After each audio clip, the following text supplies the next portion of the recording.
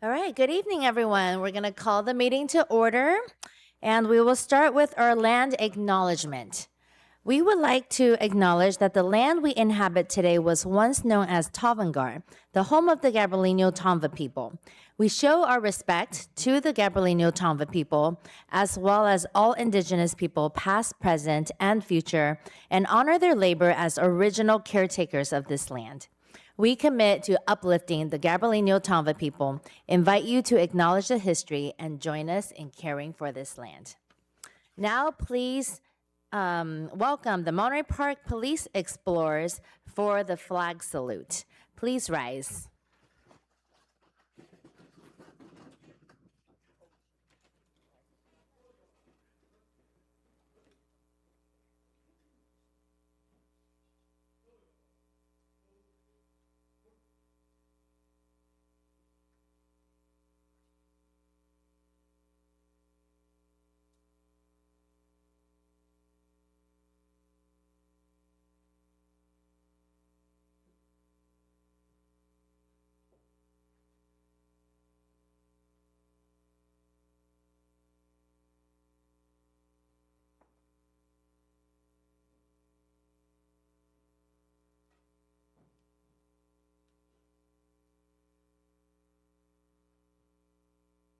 Outward, face, freeze at colors. Please place your right hand over your heart. Ready, begin.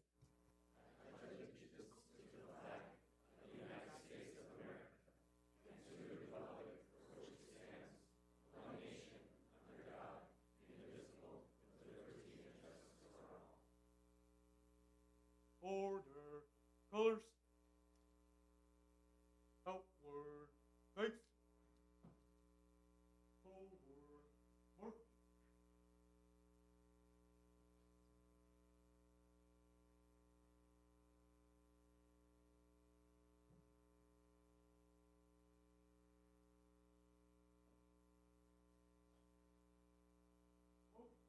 Colors.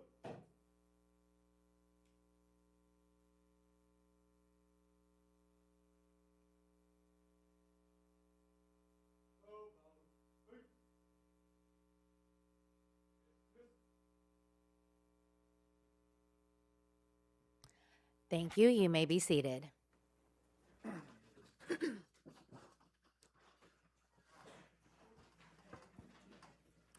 Madam Clerk, may we get a roll call, please? Councilmember Go, Present. Councilmember Wong, Present. Councilmember Sanchez, Present. Mayor Pro Tem Lowe, Here. Mayor Yang. Present. We have a quorum. Thank you. Any agenda revisions or additions? Madam Mayor, if I could please ask and request that we move item 10G up in the agenda. There are people in the audience who are here for this item. I hate for them to wait till the very end. All right, why don't we do 6B and then 10G? Thank you. All right, any other additions or revisions? No other changes, Madam Mayor. Okay, so let's move forward with item 6B presentation. SoCal Pony Interleague Gold Bracket Champions, the MPK Reapers.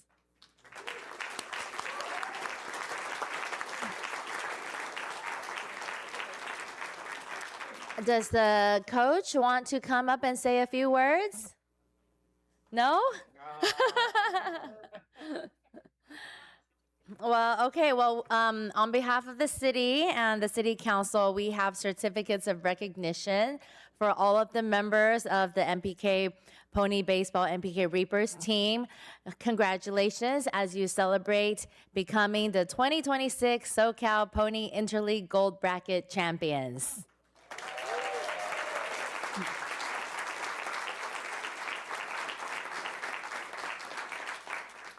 We commend your outstanding dedication to the sport and acknowledge your athletic abilities and commitment to good sportsmanship and teamwork.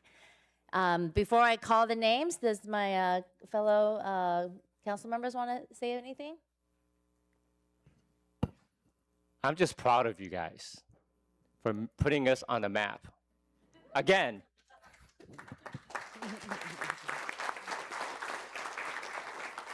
All right. Well, when you hear your name, please come up and then we'll do one big group picture in the front. Okay.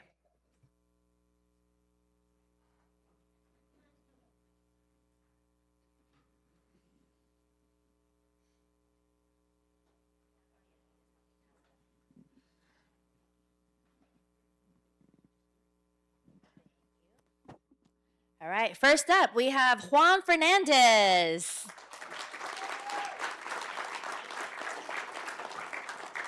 And Andrew Medina. Connor Liu.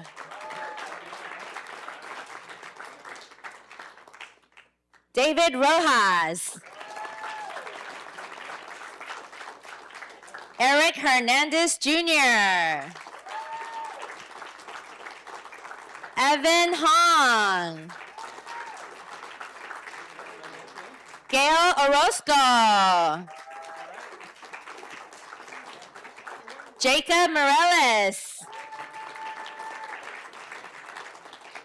Jeremiah Lee.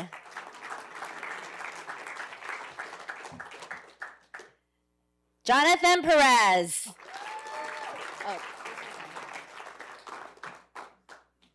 Nathan Torres. Nicholas Ng. Nicholas Kiamzone. Rosendo Nunez III. Edward Rojas, team manager.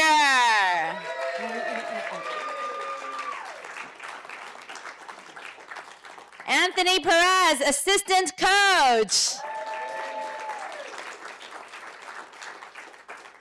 Daniel Mireles, assistant coach. And Sal Vaca, assistant coach. Let's give it up for the MPK Reapers. Yeah, you guys be in the front. Okay, let's pretend like we're a team. Get all together, nice and close. Come on. Can I get we come in the front? All right, everyone's looking here. 1, 2, and 3. 1, 2, and 3. And then everyone's looking here. Got it? All right. Awesome. Congratulations, guys. Thank you. Congratulations. We expect you guys here next year again.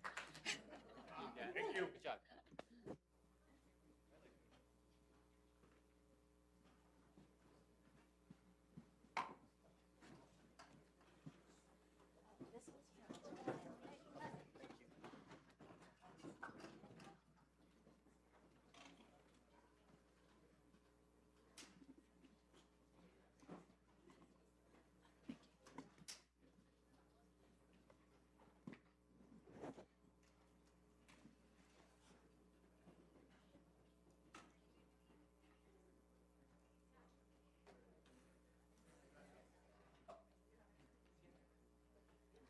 All right, next up, per Councilmember Sanchez's request, we're going to move up 10G, National Boys and Girls Club Week resolution up. Councilmember Sanchez. Thank you, Mayor. This week is we're here to it is National Boys and Girls Club Week, and we have our Boys and Girls Club of the West San Gabriel Valley here today to honor them. If you guys can please stand up so we can recognize you. Please stand.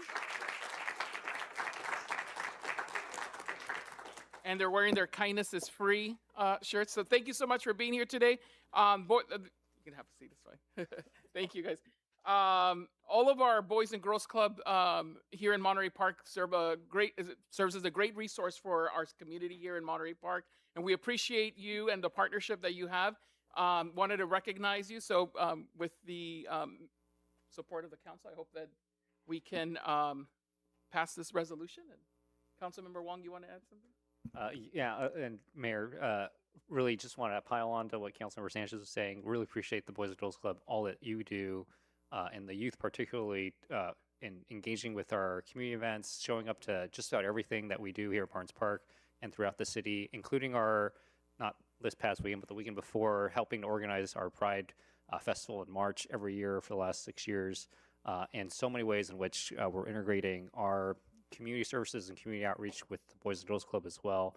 Thank you so much for all that you do to serve our youth and our community, and those that really just are in need in not only our community, but in the wider region. I know, and for those who don't know, the Boys and Girls Club here is the headquarters for a number of Boys and Girls Clubs, including in La Puente and East LA, and all of you do so much, and I really appreciate the staff as well for everything that you guys do. So thank you. Happy to join Councilmember Sanchez in support of this resolution, and appreciate the Boys and Girls Club and all that it contributes to our community. Thank you. Yeah, my kids were part of the Boys and Girls Club too when they were younger, and it was a great place. They really enjoyed their time there. So thanks for providing that safe space for all the kids in our community. Would Councilmember Sanchez like to make a motion? Yes, I think I did it earlier. And then, I'll second. thank you, Councilmember. Okay, let's vote on this. Approved unanimously. Thank All you. right. Thank you. Congratulations. Do you want a picture? No? Okay. Yeah, let's do a picture.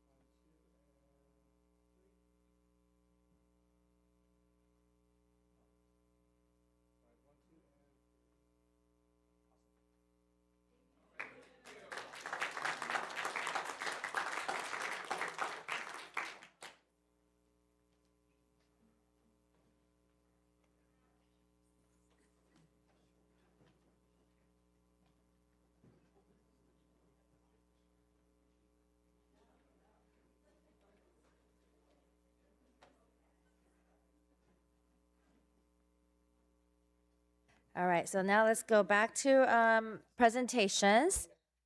Back to item 6A. Let's get an update on the SGV Ford Ad Hoc Subcommittee. Madam, if I may. Last Monday, both Councilmember Sanchez, myself, representing City of Monterey Park, participated in the second monthly meeting, and this is a ad hoc meeting that consists of City of Monterey Park, City of Rosemead, City of El Monte, and City of South El Monte, and the goal is to work with the San Gabriel Valley Council of Government, who is receiving grant funding, to look at how we can improve public transit mobility in the San Gabriel Valley, and especially in anticipation of the Olympics, and also because Garvey Avenue, which is where this project is focusing on, is one of the most busiest corridors. And if you, every morning pay attention to the bus stops, like bus 70 arrives every 7 minutes. And so we had, this is our second monthly meeting, and I invite the public because it's open to public. They are held, I think, usually at the Garvey Community Center in Rosemead because it's a centralized location. But I think at this last meeting, again, there was a lot of discussion about consensus because, again, this is a proposed project that impacts several cities in San Gabriel Valley. So we all have to be in lockstep agreement.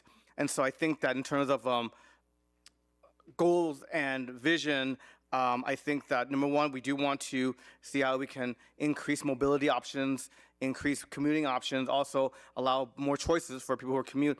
At the same time, be mindful and respectful of our neighborhoods, our local businesses, our community, and also, how do we advance our goals of addressing congestion issues, environmental issues, air quality issues, mobility issues, and so that was, I think, I summarized the last meeting, and of course, my colleague, Mr. Sanchez, if you want to add anything else to it, please.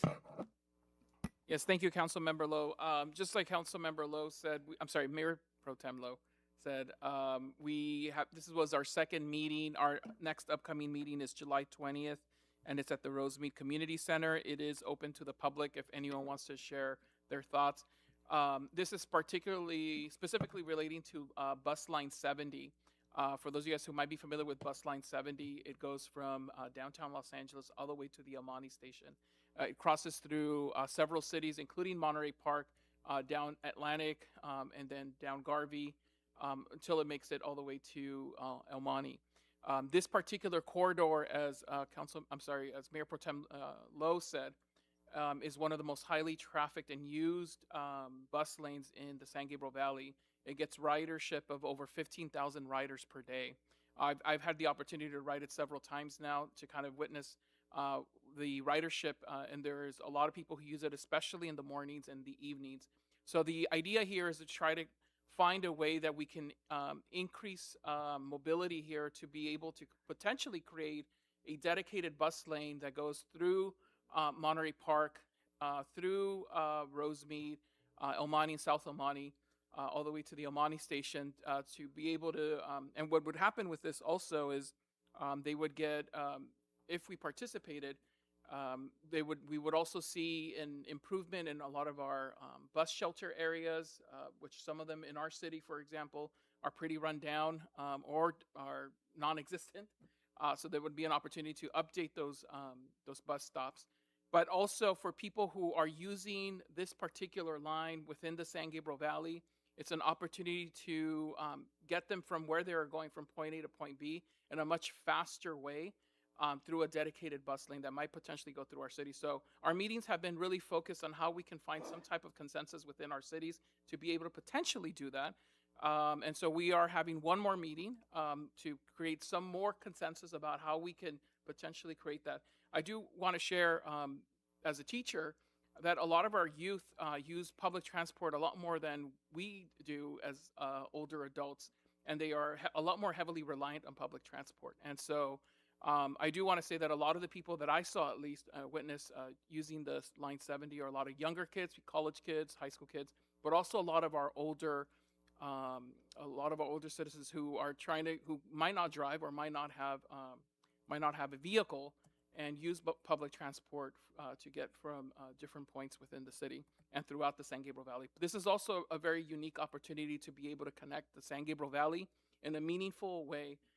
So we do have one more meeting coming up to see if we can find some type of consensus to be able to do something about this bus line. But I do welcome the public, just like Mayor Pro Tem Lowe said. Just say Henry. Henry said, to be able to, I do invite you to come out and share your thoughts if you have any. And one more thing to add, again, which Councilor Sanchez said, I think the go-to is, and I think often we do hear from residents about, how do we make our city, as well as in general the area, more pedestrian friendly? How do we address congestion, air quality issues that are related to congestion?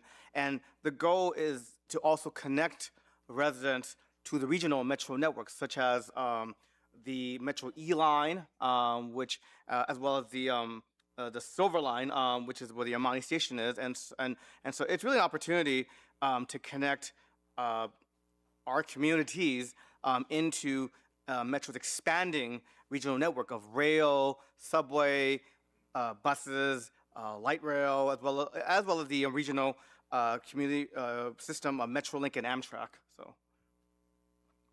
And one last thing, and I'm glad that Mayor Pro Tem Lowe mentioned that, because this is a very unique opportunity as we look forward to the Olympics coming in 2028. The Amani station, where Line 70 ends, will be a major transportation hub to the four major events that will be happening in the San Gabriel Valley. So people could take the bus Line 70 in a much more rapid way get to Amani Station and potentially get to any of the Olympic Games that they might be needing to get to in a much faster and expedient way. So this is a very unique opportunity, not just to fulfill that promise, but also to connect the San Gabriel Valley. Just wanted to mention it. I know I keep saying one more thing, but one more thing. You know, and I do want to commend the San Gabriel Valley COG for thinking of us, because for those who have been involved in transportation policies over years, I know many of us were disappointed when we were looking at extending the E line, that Metro ultimately decided to choose a route in which it goes further south to Montebello, Santa Fe Springs, because I think that many of us were advocating for it to go through Monterey Park, Rosemead, but again, this was a decision made by Metro, but nonetheless, we do have a very transit-dependent community, and so I think that this is an opportunity for us to really push for Metro to pay attention to our communities, and especially making sure that we get our fair share of public dollars for mobility transportation projects. So. And Mayor, this might be a question for staff, or the members of the committee, but can someone remind us if there is a deadline for some sort of decision on this, and what the opportunities ahead and what that might look like in the coming months or years? I know it sounds like we're trying to find consensus between the cities that are on Garvey where this route would be, but I don't know if there's a deadline to that, any funding tied to that, and what decision might, if there's a yes or no kind of decision point that we need to arrive at. Thank you for that question. So our understanding is still that they're planning. There are definitely, the COG is trying to get consensus from the cities. Definitely heard from our neighboring cities that there could be concerns if one city doesn't participate, does that benefit the corridor if a city chooses not to participate in that allowance of a bus rapid transit lane. So I think their goal is to try to have these in place prior to the Olympics, but definitely still in the planning phase. So I don't know if they've given the subcommittee any other detailed dates, but as far as we know, they're still in the planning phase. Like I said, they're trying to get this done ahead of the Olympics, at least this segment.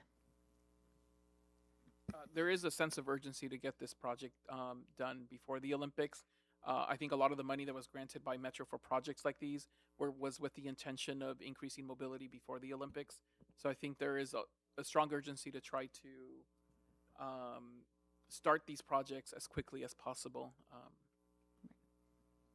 And if I can also add, and also a reminder to everyone too, that in addition, well, before even this proposal was offered by the COG, we've also been working with Metro for our share of 710 money, basically the project to, again, improve mobility on Garvey, which also includes the potential to have a parking structure in our downtown Garvey. And so, again, these are all very critical projects, especially, again, if I know the community has said that they want to see more pedestrian-friendly alternatives in terms of mobility policy projects, and so I think that at least for Monterey Park, this is probably an opportunity for us to really, I think, maximize the dollars that we've already are being offered by Metro.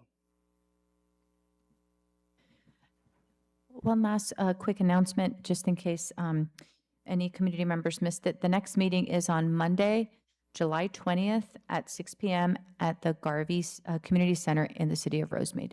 That information will also be posted on our city's webpage as well. All right, thank you for the SGV Forward ad hoc update. Moving forward, we'll go into public comments. So looks like just 5 public comment speakers tonight. I'll call the first one, Jonathan Horton.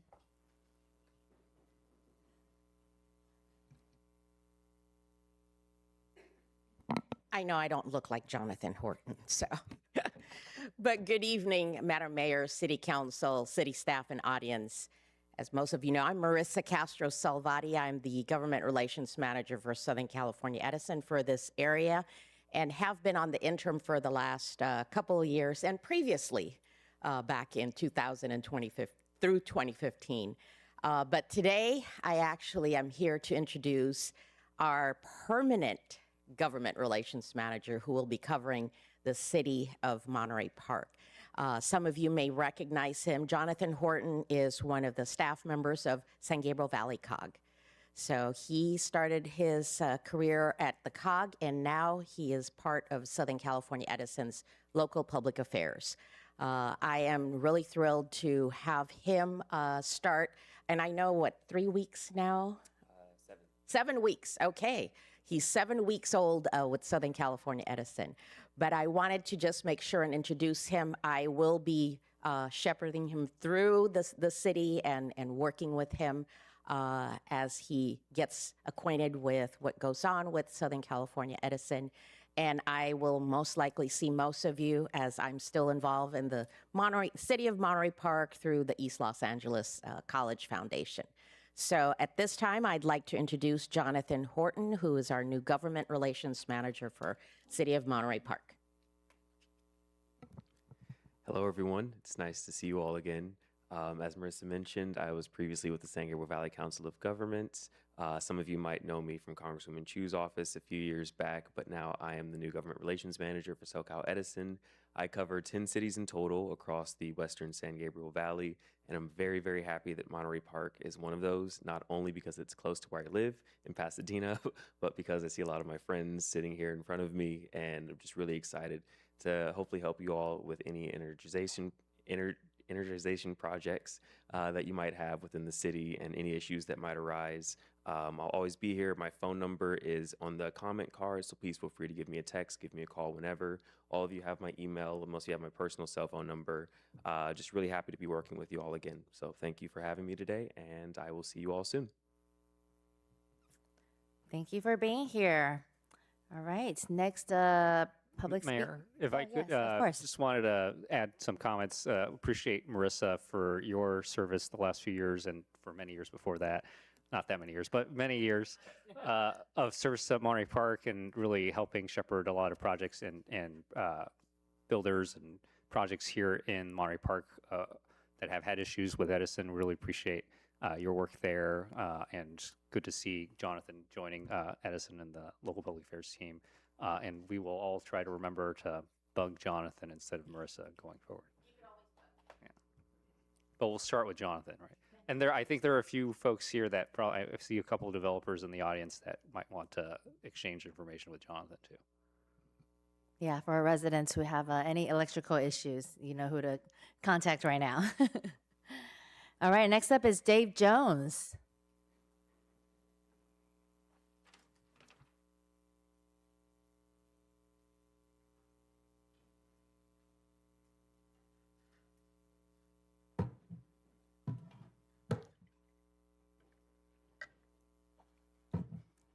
Thank you, Honorable Mayor Wang, Mayor Pro Tem Lowe, Council Members Sanchez, Wong, No, dedicated staff. My name is Dave Jones, and I live in District 5. At the last meeting, I celebrated the imminent passing of Measure NDC, now with 10,365 votes in favor to 1,367 votes against, an indisputable landslide.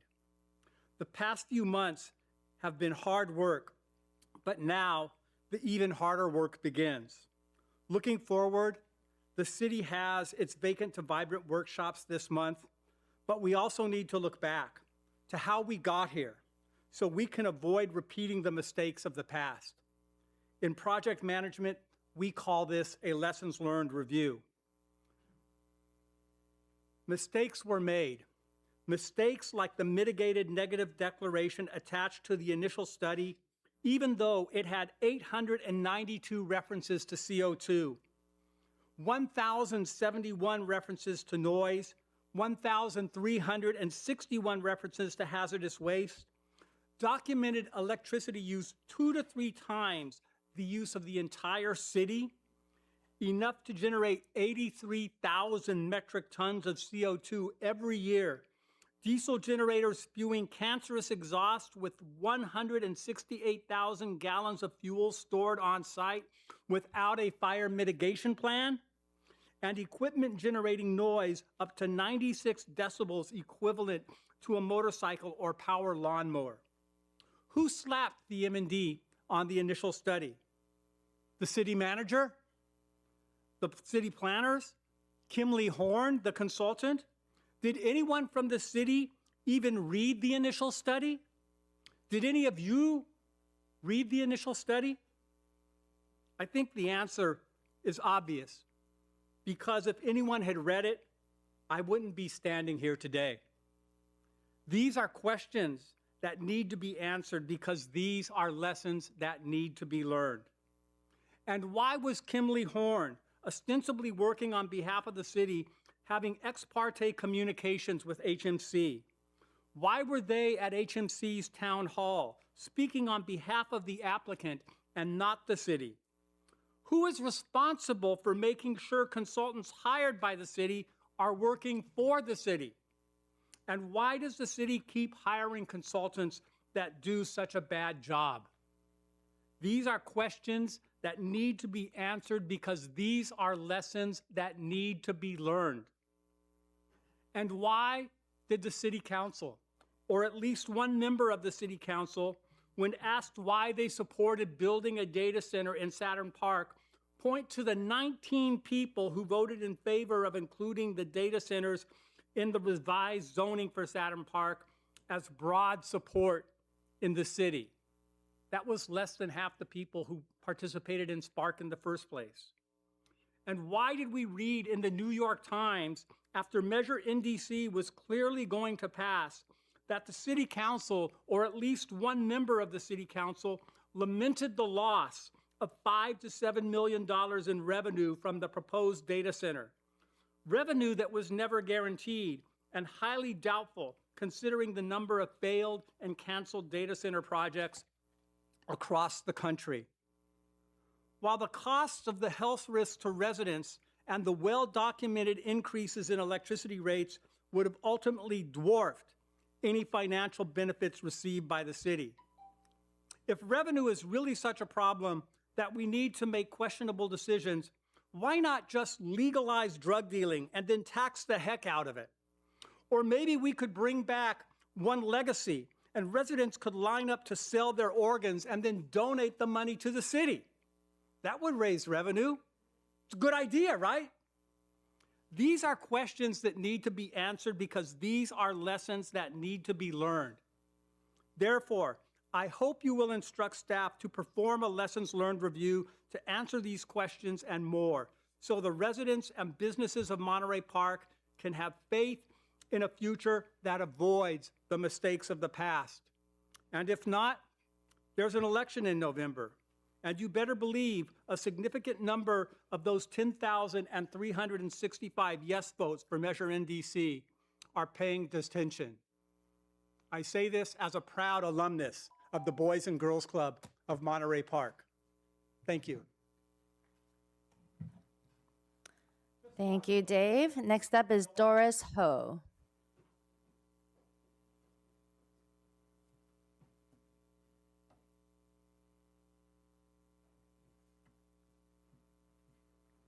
Hello, everyone. My name is Doris Ho. I apologize for having a cough candy because I have asthma. Okay. I just realized that the topic of the Hellman and Hardaway two-house turning into 40 units apartment is not on the agenda. However, we were invited to still speak about it. That corner of the traffic currently during business hours is already backlogged. And Hellman is a two-way, three lanes with one turning lane. Hardaway is 2 lanes. So from thinking about this single-family neighborhood of a 2-family homes turning into a development of 40 units, 66 parking space. Now, I might not be accurate because this is information shared by neighborhood. From 2 homes to imagine 40 units, that's 2,000% increase. The traffic that you're introducing to that area And if we recall, someone was already killed, a pedestrian, passing that area. There's school children, there's shoppers who go to Atlantic to catch the bus. It's a very busy street. Currently, we have trouble making a left turn or right turn into the 10 freeway. That is already currently a bottleneck. So we believe that development is necessary, housing is necessary, but perhaps this might not be the location for a 5-story unit apartment.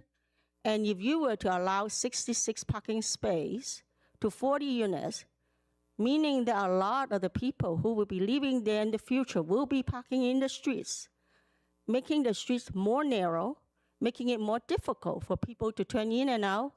And that is already a commercial area with Marriott, and recently the Holiday Inn Suites, and there's a shopping center. There's a lot of traffic already.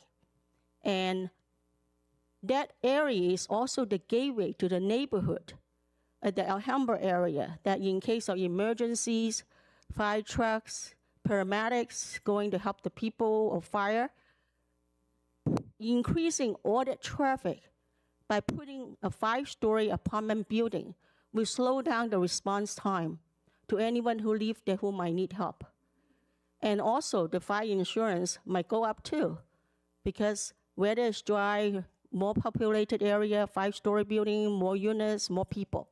So we thank you for the opportunity to listen to us.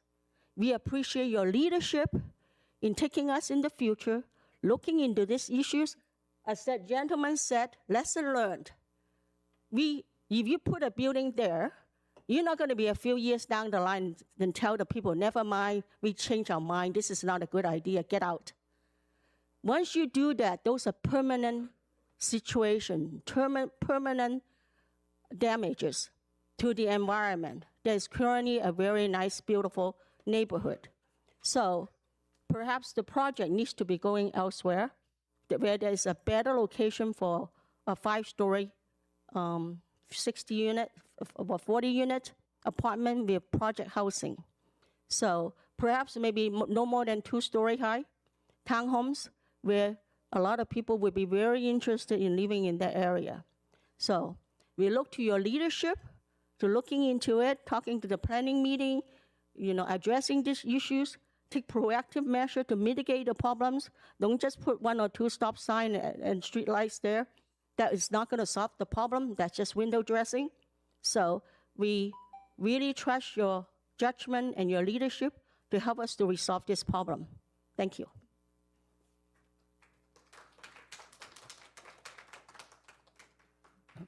Thank you, Doris. Next speaker is Grace Young.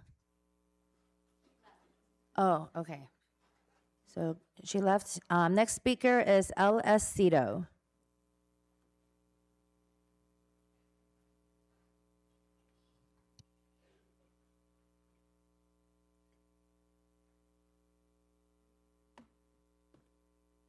Hello, Council. How are you?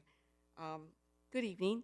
I'm in District 2. I'm not impacted by 824 Hellman development directly, but I want to share with you. Last Wednesday was their second community outreach over at the Hilton Hotel. I don't know what they came back and told you about, but I attended. It was very exciting, and I'm going to give you the same thing that I told them, okay? So here we go. Okay, so the project at 824 Hellman, your plan department actually needs to go ahead and stop it in the process because there's a couple of things wrong with it. First of all, they didn't measure the vertex of the property to the 10 freeway where it meets Atlantic. According to the meeting notice, every business and resident within 300 feet were invited. Well, it's 237 feet and 3/4 of an inch to Caltrans, to the freeway. So Caltrans should have been invited and they were not invited. Second thing, I did a quick 2 drive-by and 1 walk through the property, and what I noticed is that it doesn't meet the 3026 rule. So what that is the California Fire Code. Is the California Fire Code, and I'll find the section for you. In any development, and developers can probably tell you that, any development over 30 feet requires a 26-foot wide street And that is because of the firefighting apparatus, because in order to do life-saving and firefighting, they need to use the aero ladder, and 26 feet is the minimum requirement. And here's the caveat: you cannot take from parking. So the Hellman side with the 8 feet parking, the legal right of way, you cannot take from that. So I did the math, and you reduce it. I used the GIS, I did the math. That means you have at the most is 24 feet. So it's 2 feet shy of to meet the California fire code. And the reason why that is significant is because, let's go back to Caltrans, okay? You may not be familiar, but Caltrans Division 7, they're downtown LA at 100 Main Street. Go to the first floor, 100. They are very, very protective of the 10 freeway, from all the way from Eastern Fremont, Atlantic, San Gabriel, New Del Mar. They're very protective in preventing what is called spillback. And in order to basically circumvent that, you need to get an easement from Caltrans, and they will never give it to you. So basically, Caltrans should have been invited. The city actually needs to contact Caltrans, and you guys need to agree to what is a intergovernmental review, an IGR. And then the city planning department should have never taken on the traffic impact analysis. It really had to go through Caltrans. You should have just washed your hand of it and sent it to Caltrans, and they would have done it for you, and they would have told you no. So, and in addition to that, if you walk over to the development, what you notice is that power poles, power line, okay? So what happens when you build a 5-story, 1-level subterranean is you go vertical. Well, when you go vertical, you cross the power line. And the California Public Utilities Commission has General Order number 95. It's 15 feet. Guess what? You have to underground all those utility lines. And I did the math for you, because currently they are 120, 240 volt, which is basically for residential homes. So in order for you to take those 2 single-family homes and make the energy delivery possible for 48 units, you have to basically upgrade the entire infrastructure. And you can't put those, we call them trash can, transformer on the power pole. You can't put them on there. Number one, the weight would basically break the arm, the cross arms. And then also 28 wires going into apartment would also cause a fire. So again, you'll call the fire department. So, and in order to do that, you have to do the undergrounding, and you have to do it from circuit to circuit. And the calculation I did for you is going to cost the developer, not you guys, the developer. They do not qualify for Rule 20A. They have to use Rule 20C, which is 100% burden on the developer. It's about $5 to $8 million. And then on top of that, in order for them to do that on Hellman, they have to shut the street down. Guess what? Caltrans would never give them a street. They would never allow them to have a permit to shut down Hellman, and no public director will ever challenge Caltrans. So in order to do that, you have to do what is called a night construction, which is from 11 p.m. till 5 a.m. And then they will have to go to you, City Council, to get a conditional use permit, because then you will have noises, dust, jackhammer at all hours of the night, and you guys will never do that to your residents. So, so the project is basically the planning department. It needs to stop and take this the best way possible. The planning department, you guys got to upskill them, because I'm seeing a lack of skill, and this should have been recognized right off the very top when you got the plans. So this is where it's at. I have the presentation. Happy to give you a copy of it. Thank you very much. Thank you. That's it for our public comments. Let's move on to staff communications. First one is City Manager's Department.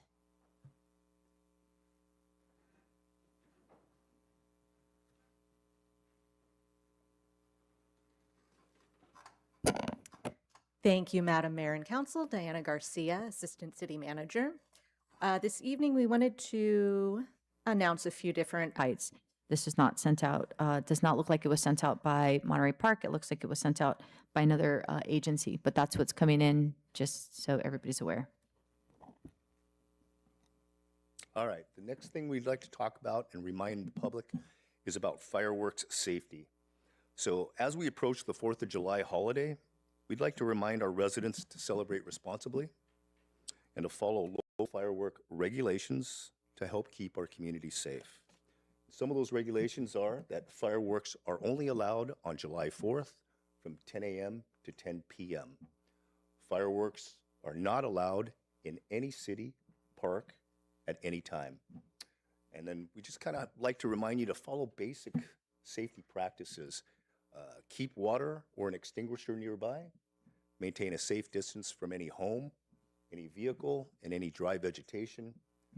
And kindly be respectful to your neighbors, veterans, children, seniors, and pets that may be impacted by these fireworks activities. Also, illegal fireworks and sales can be reported to the Monterey Park Police Department's non-emergency number at 626-573-1311. And also, I'd like to remind everybody that fines for possessing and using illegal fireworks can range anywhere from $2,000 to $3,000 or $5,000. Next slide, please. Okay, so the locations that we have safe and sane fireworks, they must be purchased from an approved and permitted stand or vendor. If you are unsure, look for the California State Fire Marshal's seal, which you'll see right there in the middle of the picture, and they'll have that California State Fire Marshal ID right there on the bottom. Sales of any fireworks are going to begin at 12 p.m. on Saturday, June 28th, 2026, and they're going to end at 9 o'clock on July 4th, 2026 in the city of Monterey Park. And the 4 approved safe and sane vendor sites that we have, the Shepherd of the Hills United Methodist Church will have their stand at 1600 Monterey Pass Road at the 7-Eleven parking lot. Mark Keppel High School will have theirs at 2150 South Atlantic Boulevard in the Atlantic Square Shopping Center. And then St. Stephen Martyr School will have theirs at their home site at 320 West Garvey Avenue. And St. Thomas Aquinas Church will have theirs at 1501 South Atlantic Boulevard. And again, these are the only 4 approved sites in Monterey Park. I'd also like to just mention, if you want to see a great show, our incredible folks at the Rex and Park are putting on their annual Monterey Parks Independence Day celebration on Saturday, June 27th from 4 p.m. to 9:30 p.m. at the Barnes Park Amphitheater. It'll be a great show. And I just want to remind everybody, please celebrate responsibly and help keep our community safe. Any questions? Thanks, Chief. For the brush fire preparedness workshop, are we planning to record that at all? I don't know if that's something we could record and make into smaller bite-sized snippets for distribution somehow for folks, because I'm sure not everyone that should attend will probably be attending. If there's ways to help spread that information in the preparedness, I think that'd be great to consider.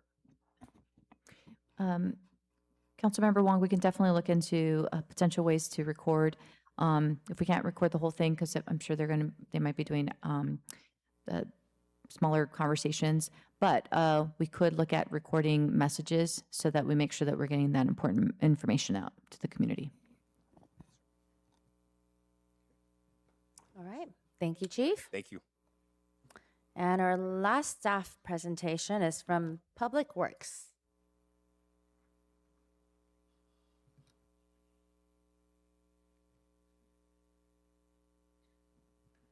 Good evening, Mayor, Mayor Pro Tem, and members of the City Council. Xochitl, Public Works Manager. We just wanted to invite everybody to our monthly compost event scheduled for this Saturday at Garvey Ranch Park. We will be distributing compost on a first-come, first-served basis. We have about 200 bags available.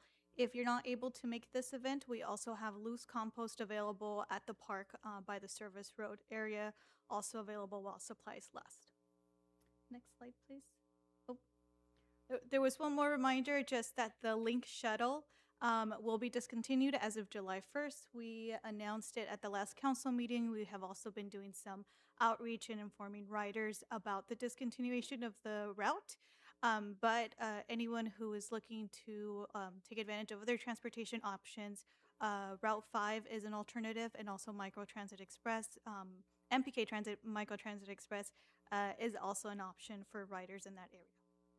That concludes my presentation. Thank you. Great, thank you. No questions? All right, Thank you. thank you. We don't have any old business. Then moving on to the consent calendar. Item 10.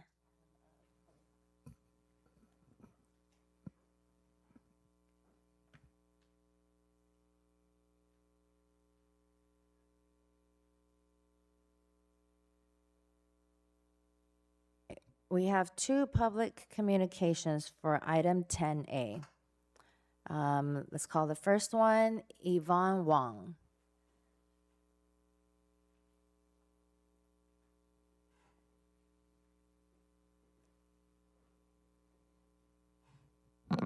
Honorable Mayor and City Council members, I'm here to speak about one of the items in your budget report for this coming fiscal year, and that is regarding the library intent to procure a bookmobile.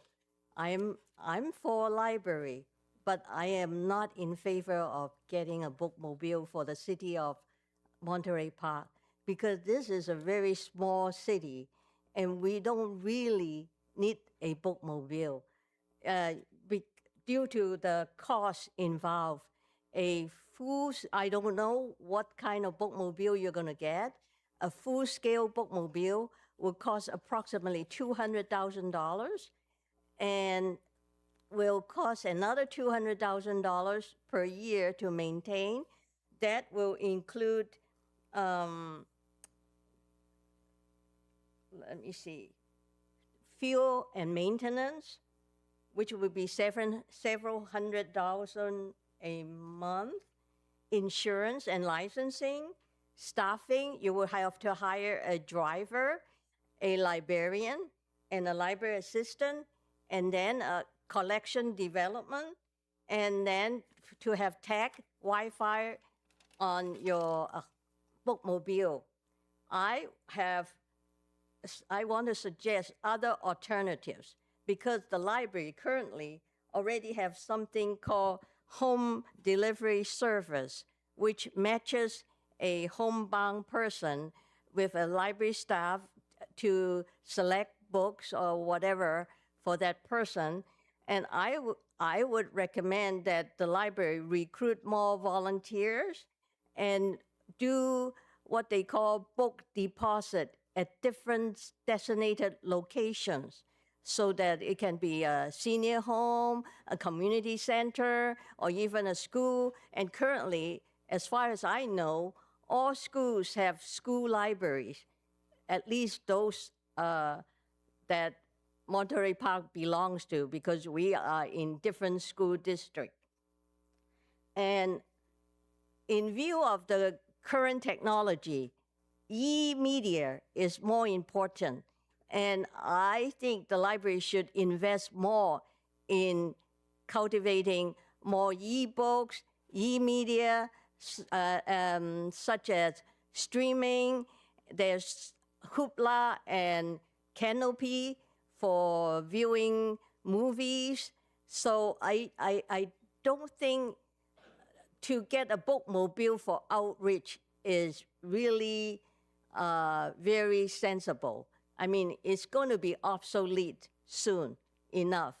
And just because Burbank Library had a bookmobile that they show on TV recently, their population is a lot bigger, and that is supposed to be their fourth branch, that bookmobile. They have already 3 libraries in Burbank. So I think I would suggest City Council to look into that and have the staff do a feasibility and sustainability study to see if that is really wise to spend that kind of money. Because once you commit to it, it will be long run. And then further down the road, if you decide you don't want to offer that service, it will be too late. Okay. Thank you. Thank you, Yvonne. Next up is Deb Simone, also speaking on item 10A.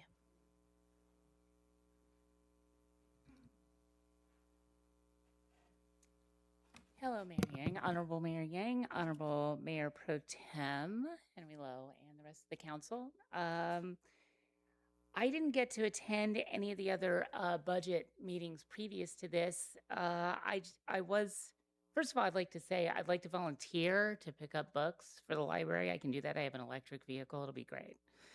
Second thing is, there were two items in the budget, and I'm not sure if they're still there. I only got 325 pages into the city budget today because I was kind of cramming for this. And I had seen previously that we were going to invest in a new Bearcat armored vehicle for the police department. And I was going to question how often we use it. And then Yun Wang shared with me a picture on the news of the vehicle being used yesterday. I want to know, I would like to know from the police department and the chief, and if wherever I need to get this information from, how many situations do we use the armored vehicle for? Is there not a mutual aid agreement with other police departments? It was like a $400,000 outlay, and I don't know if it's still there. Secondarily, I would like to, for future meetings, bring up the topic of the license plate recognition cameras, Flock, and whatever other vendors we're using. I think this is something that we need to start talking about in a series of public hearings in terms of just general privacy. And I would like to know also from the chief, and I have a great rapport with the chief about, and then the police department about how many investigations it actually helps with. There's a rash of catalytic converter thefts going on right in District 5 right now. I get occasional blurry pictures on my Ring app about it, but I don't get it. I don't know if we've geofenced it. I don't know what's going on with that. I can ask the police department. But in general, in light of our no data center movement in this town, I think we have to think about privacy concerns going forward for our citizens and, for your constituents, because I don't think the Flock Corporation needs to know every time I go to Albertsons. I mean, I also have a couple of, internet cameras at my house. And so those companies know everything about me at this point. They're not inside, but they're outside. So, but at the same time, I think everyone I don't know at what level the city needs to start thinking about how much we're interacting with big data in the city and how we can protect our constituents. That's part of what the NDC movement was about. Thank you very much. Thank you, Deb. Maybe Chief can speak to Deb regarding her questions. Thank you. Any responses or questions about the consent calendar? I don't. One of the speakers mentioned the amounts for the bookmobile. Can we just check that, because those sound like they're off for me in terms of the annual costs to operate and maintenance, all that stuff. But if there aren't any other comments, I'm happy to make a motion to move the consent calendar items. I'll second. All right. Councilmember Juan moves, Councilmember Sanchez seconds, and we're directing staff to look more into the bookmobile cost for verification. Let's vote. Approved unanimously. All right. Thank you. Okay, so moving on. Excuse me, Madam Mayor. Our city librarian can talk to Ms. Wong. Councilmember Wong, you're correct. That would not be the cost of the bookmobile. And there are additional funding sources that we're getting money from, including the Library Foundation and Camino Real. So Kristen's happy to speak with Yvonne. Great. Thank you, Kristen. She'll be speaking with Ms. Wong. All right. Next, we have our public hearing. So I'm going to open the public hearing for item 11. I have quite a few speakers tonight.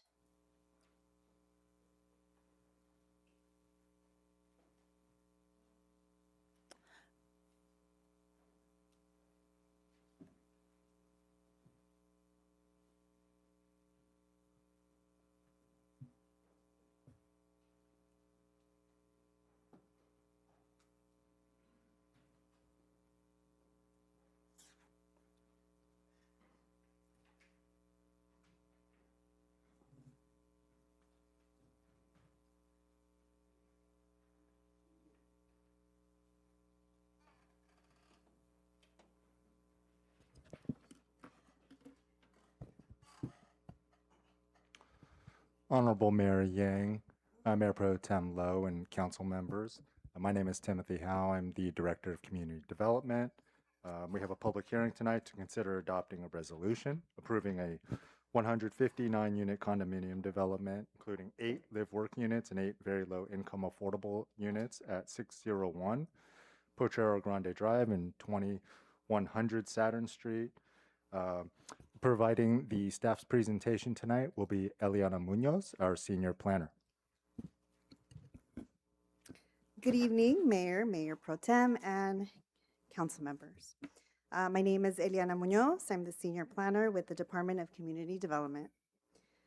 Tonight I will be presenting a request to consider adoption of a resolution approving a site development plan, density bonus, and a vesting tentative map for a new development at 601 Potrero Grande Drive and 2100 Saturn Street. The project site is located near the southeast corner of the city. It is zoned Saturn Park Innovation Technology and has a general plan designation of innovation technology. The project site measures approximately 8 acres and is currently developed with 2 vacant office buildings. Currently, the site is accessed via Potrero Grande to the south, Atlas Avenue to the west, and Saturn Street from the north. Surrounding the property are vacant or underutilized office buildings, and south of the property across Potrero Grande is the Edison substation.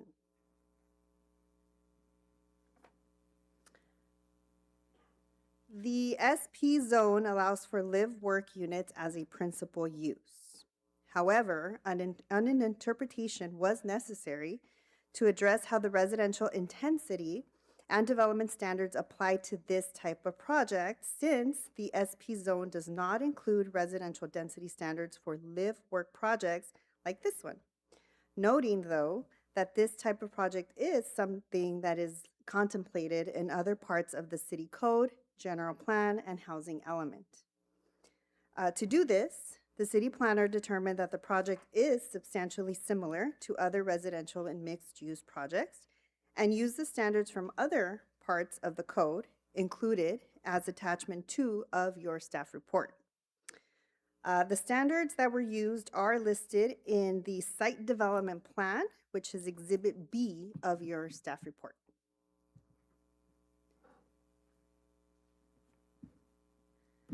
The project consists of 159 residential units.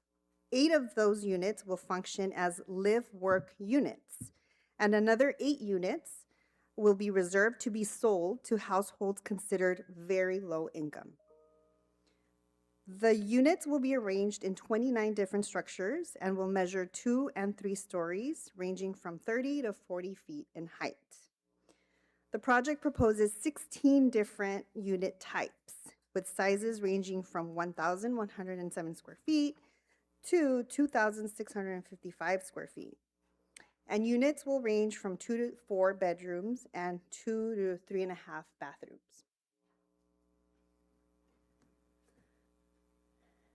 The slide on the screen now is the view along Saturn Street. This slide shows the central portion of the project, which will feature a community park. And this side shows the Atlas entrance that will have direct access to the live-work units. The project will be accessed via 2 driveways. One will be located off Atlas and the other along Saturn. The driveway entrance will be gated and will provide enhanced paving. The perimeter will have a 6-foot tall block walls, except at the units fronting Saturn and Atlas, where the walls will measure 3 feet 6 inches and enclosed front patios. In terms of lighting, the project will feature a mix of landscape lighting, hardscape lighting, and pole lights across the site.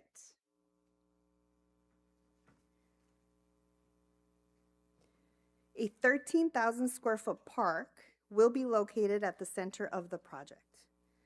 The park will include a 1,100 square foot cabana, pergola, fire table, picnic tables, bike areas, and dogway stations. 2 conditions of approval are included for the project for the HOA to maintain a barbecue area and to provide Wi-Fi within that cabana. The project will also provide a linear park near the property line facing Saturn Street. This park will measure approximately 8,000 square feet, and this area will have a water feature and a landscaped pedestrian walkway. The entire project is substantially landscaped, and the applicant will need to provide a final irrigation and landscape plan prior to building final.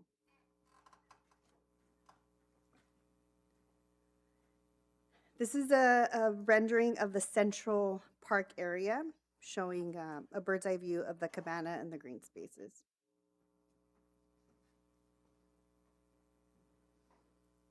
The project proposes 8 live-work units that will be directly accessed from Atlas. These types of units will include ADA-compliant ground floor workspaces meant to accommodate a business operated by the condominium owner.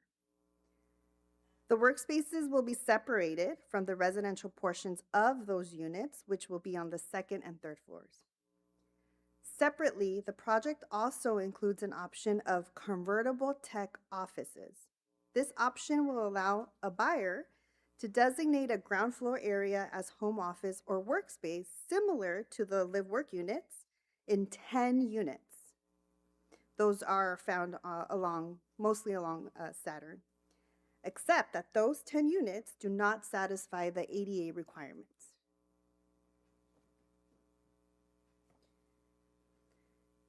The project will also incorporate a density bonus per the California Density Bonus Law.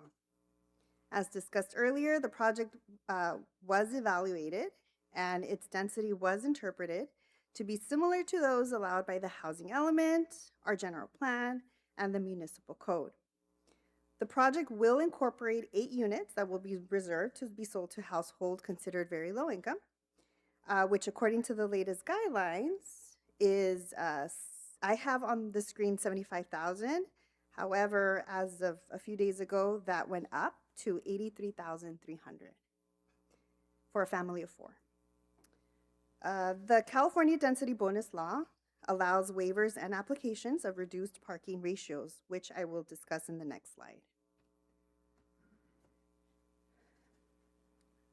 Because the SP zone does not establish a complete parking framework, the city planner issued the interpretation to evaluate parking. Under density bonus law, the project proposed that the guest parking spaces function as shared parking, serving both the guests and the residential units and visitors of live-work units. On this slide is a chart of the type of parking, the number required based on comparable standards, the applicant's request, and the number that will be provided. Overall, the project will provide a total of 318 enclosed garage parking spaces. Of those garage spaces, 58 will include tandem garage configurations as allowed by the municipal code, and 101 units will include standard side-by-side configurations. The project also provides 33 on-site guest parking spaces, resulting in a total on-site parking supply of 351 spaces.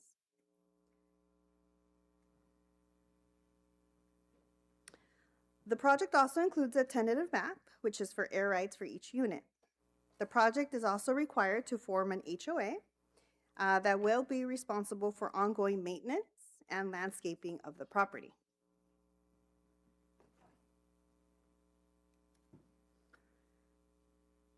Public Resources Code, Section 21080.66, added by Assembly AB 130, became effective in July 2025 to streamline the CEQA process for certain housing projects by exempting qualifying urban infill developments from portions of the environmental review requirements. The legislation aimed to accelerate project approvals and reduce delays for developments in already urbanized areas. Because the city determined that this project qualifies for that statutory exemption, technical studies such as air quality and noise analyses were not required.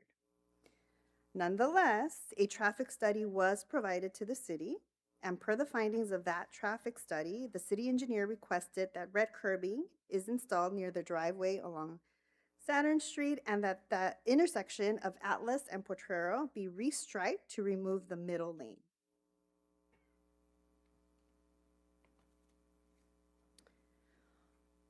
On June 2nd, the Planning Commission held a public hearing to review the project, and we had 22 speakers provide comments. Some of the supportive comments included the need for affordable and additional housing and neighborhood improvements, while some concerns involved relatively low number of affordable units and the potential for units to be used as short-term rentals. Following deliberation, the Planning Commission recommended a wider sidewalk along Potrero Grande for staff to re-examine the median on Atlas Avenue to ensure adequate left turn movements, and requested that the applicant and staff work together to develop an initial preference marketing period for the affordable units to be sold for income-qualified Monterey Park residents. In response to the Commission's recommendations, 2 additional condition of approvals were included.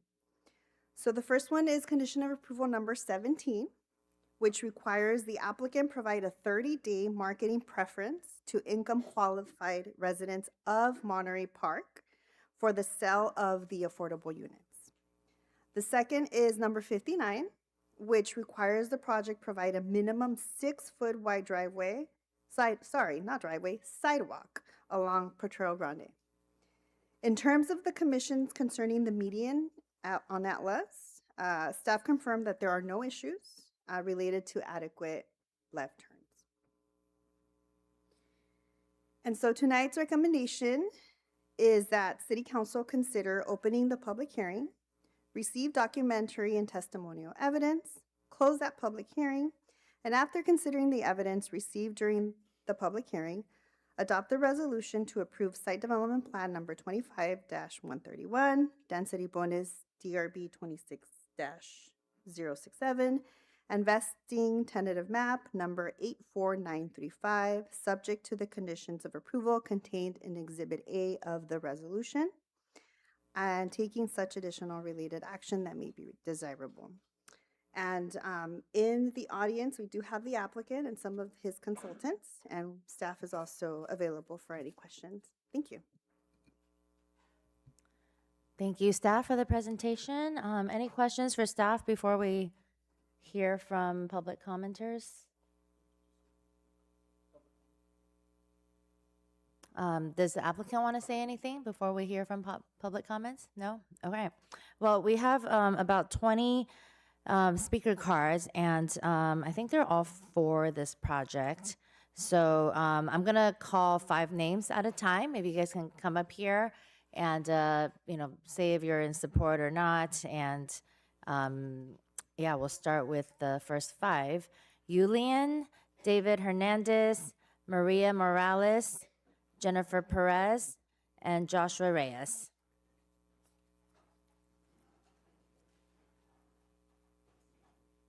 Hi, good evening. And please say your name. I'm Yulian. First, I'd like to say thank you for letting me speak. And I just want to say, first and foremost, I think that housing is a human right. And with that, I do support this project. And I believe that people who are essential and really important to this community, like our nurses, our teachers, our firefighters, even our these essential people, they deserve an opportunity to be able to live close to where they work. Yeah, thank you. Thank you. And you can just keep coming. Just remember to say your name. Yes, my name is David Hernandez, and I live here in Monterey Park. So I support the project for Saturn Park and Pochero Grande project because it really helps a lot. It's an affordable homes. Excuse me, sir. Affordable homes support small local businesses and jobs, which could give a small economic boom to the community and to the city of Monterey Park. Also, a stable economy depends on stable housing in Monterey Park and any small communities nearby. So, thank you. Thank you.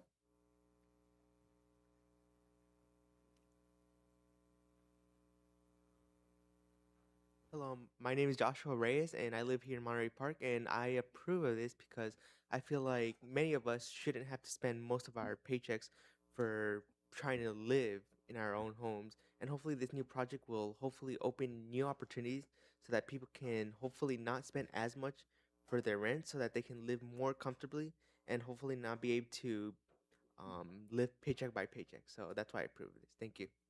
Thank you. And I'll say a few more names: David Gomez, Juan Romero, Gisela Brigido, and I think this one's Kathy and Tammy. Okay, go ahead. Hi, good evening, City Council members. My name is Maria Morales, and I'm a resident of Monterey Park. I am here today to voice my strong support for the new Awesome Company project in Monterey Park. Monterey Park has always been welcoming to every family, and I think this would be a great opportunity for the people in the area or even new families to be able to come to Monterey Park and be close to everybody. Yeah, thank you.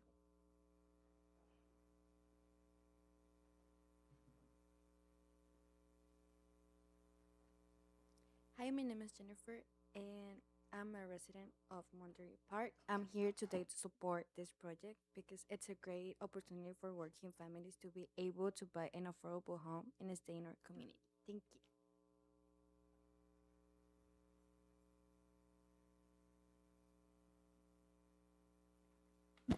Good evening, council members. My name is Juan Romero.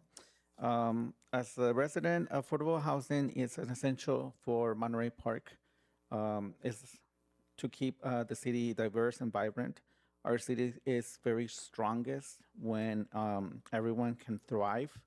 As I support this measure, also it's a great way for people to stay in Monterey Park and live within the community, and also be able to have and own their own homes, not just be like I want to say like a visitor, as when you're renting in Monterey Park, but you can actually be part of the city by owning a home. Thank you.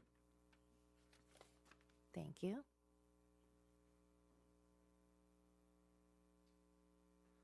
Good morning, good evening, City Council members. My name is David Gomez, and I was born in Monterey Park, and I am a current resident.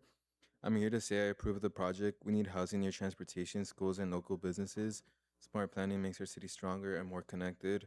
A mixed-use development project in Saturn Park will help move our city towards the future. Thank you. Thank you.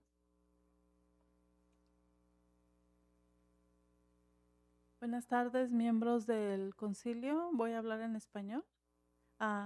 Mi nombre es Gisela Brigido y he vivido en Monterey Park por más de 20 años. Yo y mi familia estamos seguros que Monterey Park debería de comenzar a invertir en viviendas que sea para todas las personas de todos los ingresos. Estamos...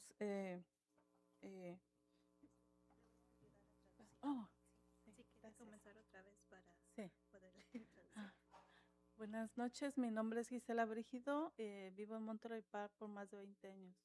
Okay, so I will be translating for her.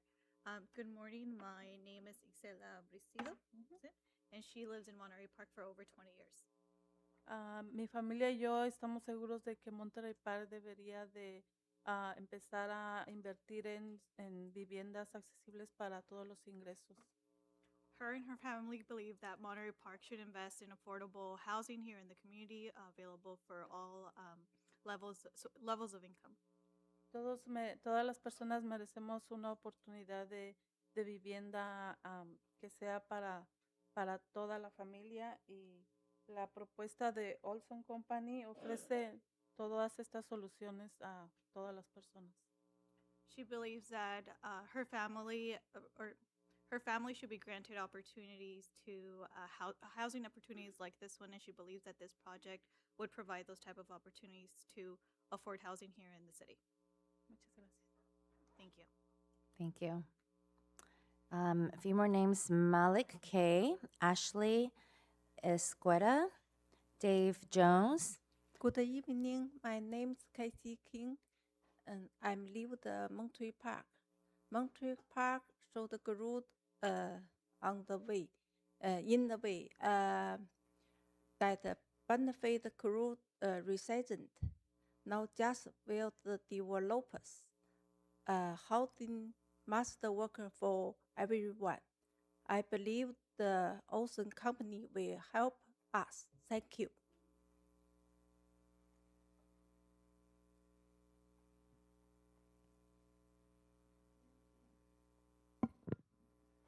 Good evening. My name is Tammy King. Young and adults should live in Monterey Park, should have opportunity to stay and raise their own families here. Affordable housing makes that possible. I support this development for our city. Thank you.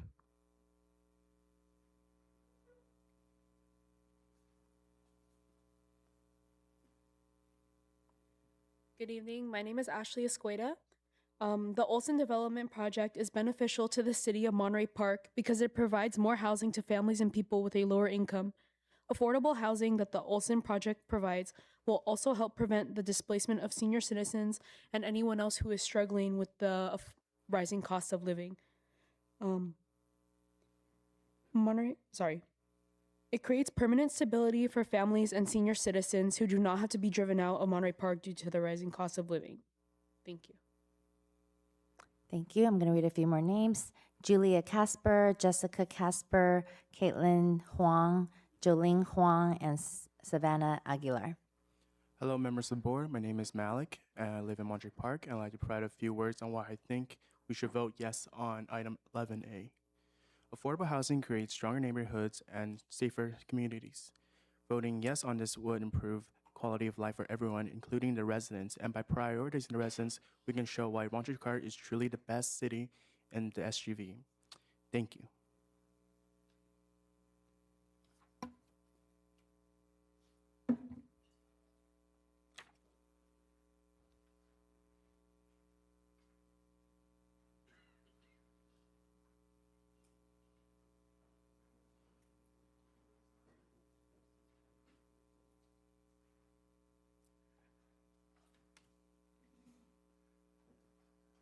Good evening again, Honorable Mayor Yang, Mayor Pro Tem Lowe, Council Members Sanchez, Wong, No, and my loving, dedicated staff. I love you guys. Do great for us. My name is Dave Jones. I do live in District 5. I am here tonight because while I believe more housing is needed in Monterey Park in general, and in Saturn Park specifically, I strongly believe we should not be building more gated communities in our city. I believe it's important for the City Council to disallow the development of a gated community for the following reasons. One, gated communities do not reliably reduce crime. This has been the major finding of multiple global studies. Gated communities are more likely to provide a false sense of security. Gates do little to deter targeted crime and may also lead to complacency. Two, gated communities promote a sense of fear. This can cause residents to withdraw from perceived threats rather than engaging in the broader community, reinforcing exclusionary strategies and retreating from city social networks and civic participation.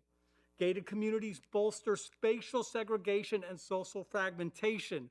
By accentuating class-based exclusion and residential segregation, research shows gated communities create homogeneous enclaves divided by wealth, education, and social status.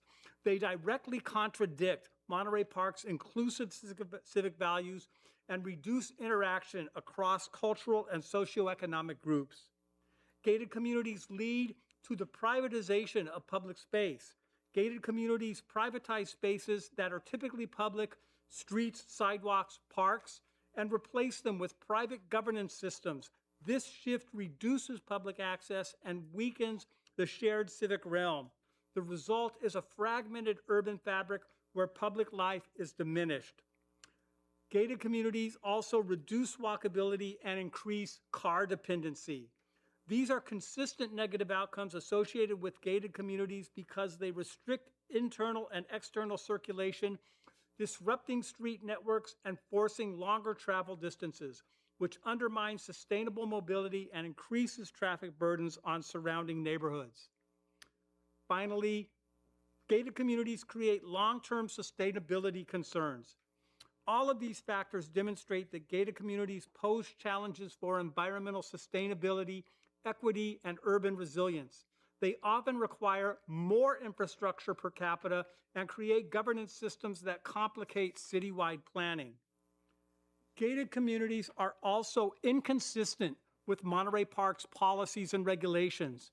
While there is no ordinance that explicitly bans or regulates gated communities, it's important to note that even though gated communities are defined in the municipal code, the definition is limited to single-family residential zones. There is no zoning district that authorizes private gated subdivisions, including the PD zone for Encanto Walk. Streets in Monterey Park are public by default.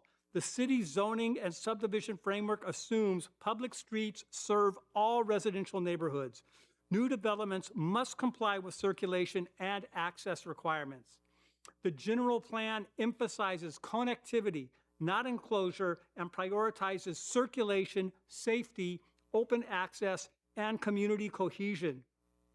Emergency response standards and fire and police access requirements limit the feasibility of gated communities. Gates consistently delay emergency response and reduce survival chances during fires and medical crises. Keypads routinely force firefighters to stop their trucks, climb out, enter a code, return to the truck, and then proceed, costing critical seconds or even minutes. In cardiac arrest cases, every 6 seconds without CPR reduces survival by 1%. Furthermore, Chapter 21, Section 14, governing Saturn Park, neither permits gated communities nor lists them as a conditional use. Therefore, I wholeheartedly believe it is the duty of this City Council to disallow the gated community component of this development. Also, 8 low-income affordable units is insufficient for a development of this size. The original plan communicated in community meetings and phone calls included 16 affordable units, and this number should be restored. We have 19 other people speaking tonight wanting affordable housing. 11 of them have no chance because there won't be affordable units there for them. Thank you very much for your time. Just water, please. No ice.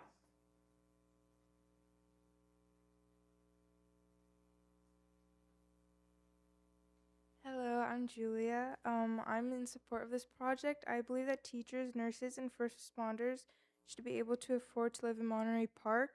They are essential to our community, and this project will make us happen. Thank you.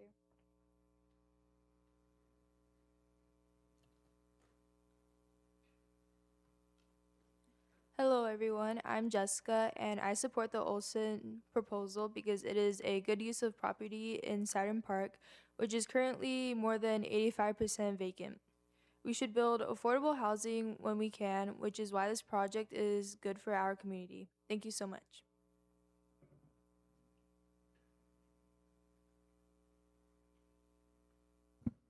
Hi, my name is Caitlin, and I support the Olson proposal because it includes homes that can be used to start a small business that may be perfect for those who would like to affordably begin a business here in Monterey Park. Thank you.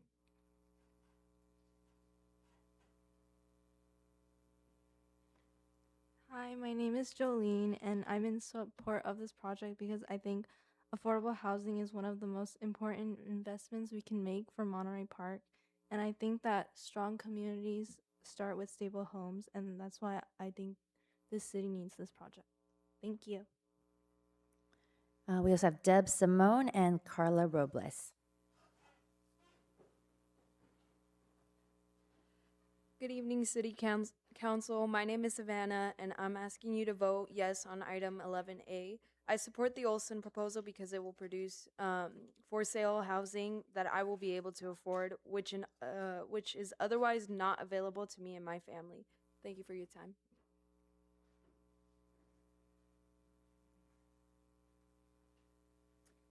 Hello, Council. Mayor Yang, Honorable Mayor Pro Tem Lowe, and the rest of the council members and the vaunted staff. And other elected officials. I was here at the Planning Commission meeting on June 2nd, and I talked with Tim. I wanted to add a general thing that's not actually on the conditional use permit here. There was a traffic study discussed at the Planning Commission meeting, and they didn't require any additional traffic lights on Potrero. And I think anyone who is familiar with that end of District 5 will know that Potrero is a very, very high-speed road because there's just not a lot anything on there except the substation. After looking at the plans again this week before this meeting, I would like the Planning Commission and the developer to reconsider, as part of the development agreement, a traffic light at the east end of the development on Potrero, because I think if we're going to be marketing these units to families, you're going to have families and kids trying to cross the street to the marketplace, maybe go over to the gas station, or even walk to the store, or be on e-bikes. That giant road that Potrero is going to, I think it's going to result in traffic accidents. So I think we should think about that as we're building. And then generally, my concerns, and I talked about them with the Planning Commission, are generally with items 23. I'm going to look up the California Model Water Efficient Landscape Ordinance. I would encourage, once again, to the council here, and I talked to the Planning Commission about it, that we encourage native plants. I suggest Hillcrest Elementary as an example where they use coyote brush around instead of other plants that were listed there. I don't know exactly if those species are native to California or not. They're more drought tolerant if they are. Item 25, in terms of the CCNRs for the Homeowners Association, I did ask Tim at the time if there's the possibility for a short-term rental prohibition within the condo development. I don't want someone to come in and buy up 3 units and turn them into Airbnbs. That's the main concern there. If we're going to be encouraging that all these wonderful young people get to buy their first home there, we're encouraging starter homes, workforce homes. I think we need to prohibit moneyed interests from buying several units. To that end, also in the CCNRs, a corporate ownership restriction, if it can be done legally, and I'm not sure, or a restriction on the number of units owned by one LLC or corporate entity would be a great, we should be able to require these things if we want to foster workforce housing for young families, that sort of thing. Those are my concerns. Thank you very much.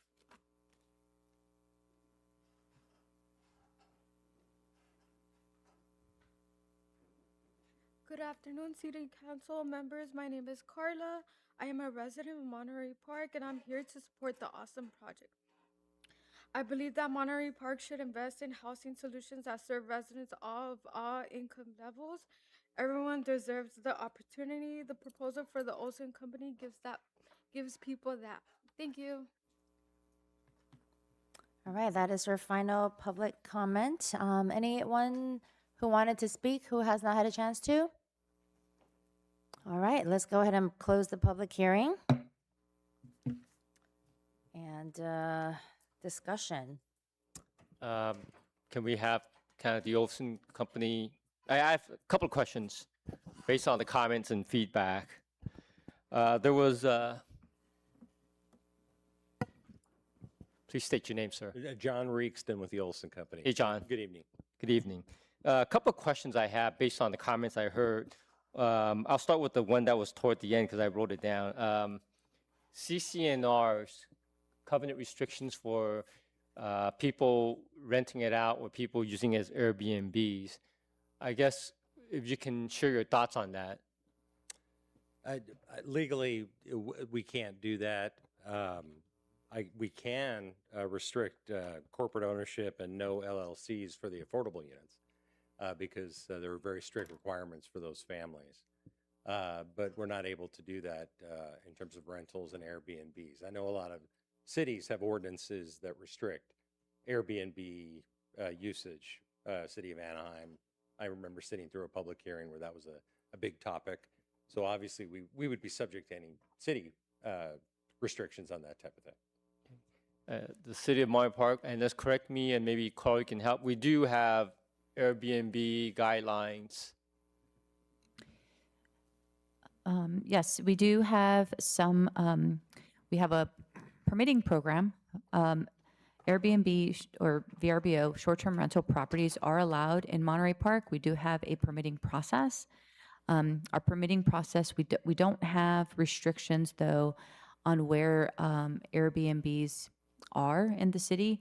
We don't have restrictions on how many are allowed in the city. So the council had requested for some short-term rental restrictions to come back. Staff's been working on those restrictions.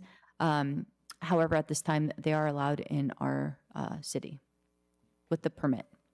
Okay, so I guess the question, John, I have is, say someone buys into the unit, you need 51% of the units being sold.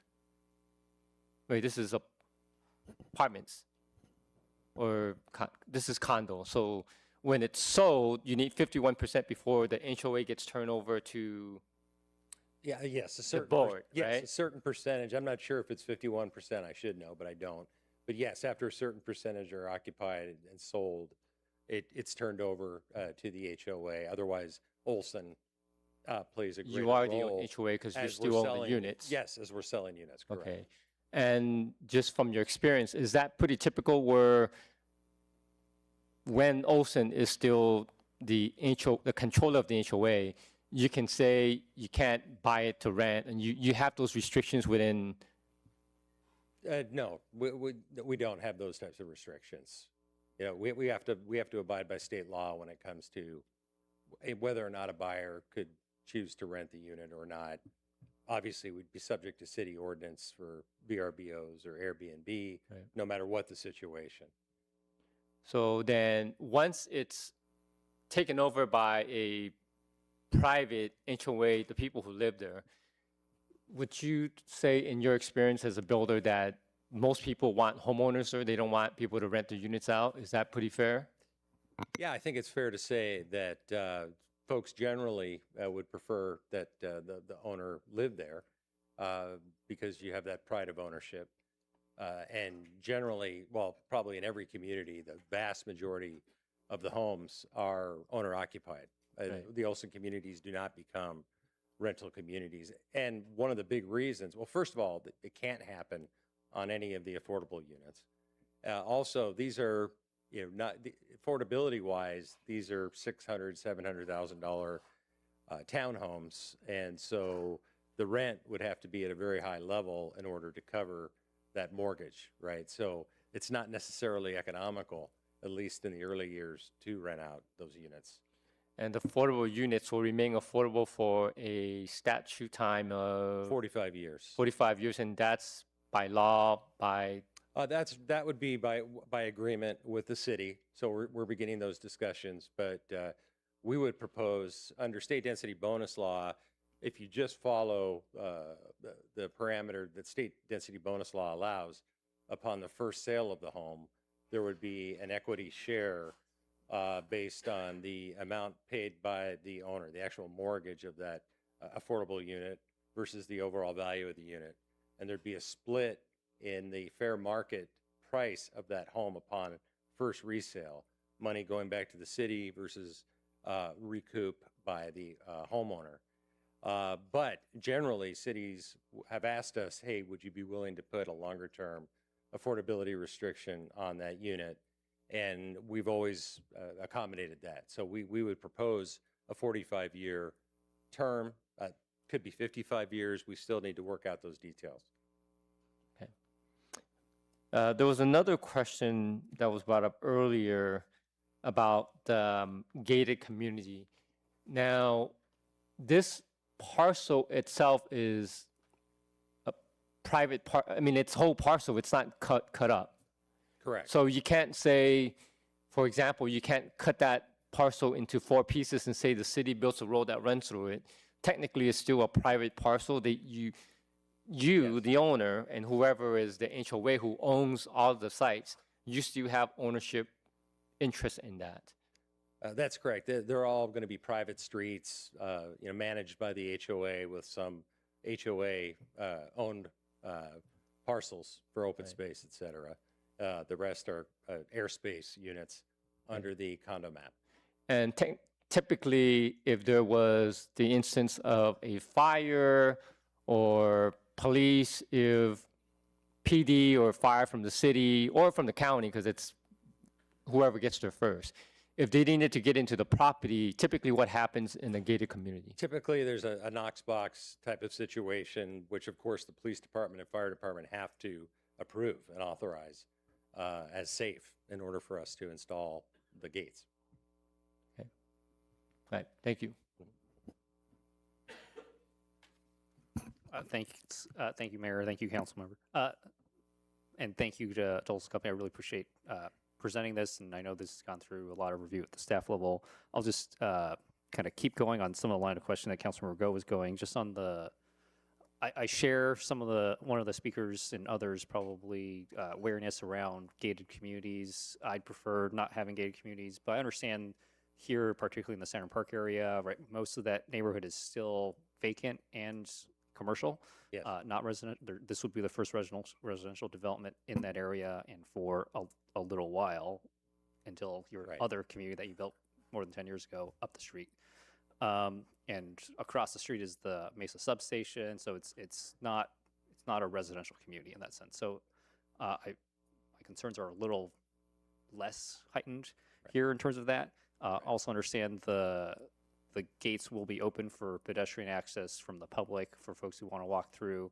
One of the other concerns that was brought up by one of the speakers was around the streets and open spaces and public access. But I just want to confirm my understanding of this. All the road, the existing Saturn Avenue, Portola Grande, Center Street, whatever it is, those are publicly maintained public roads, will continue to be. Any roads that are built within the development are owned and maintained, will be maintained by the HOA. Those are not public streets, just like driveways, other things are maintained by property owners. Is that right? That's correct. And you hit it on the head. It's, and as Olson has been over the years, over decades, we've been a pioneer in many, many communities. First in with new housing where it previously hadn't been built. That's just a part of our history. And in this case, it's a vacant park, and it's near a large street. It's somewhat close to the freeway. And even though we could debate crime whether or not it helps with crime, certainly there's a perception issue at the very beginning.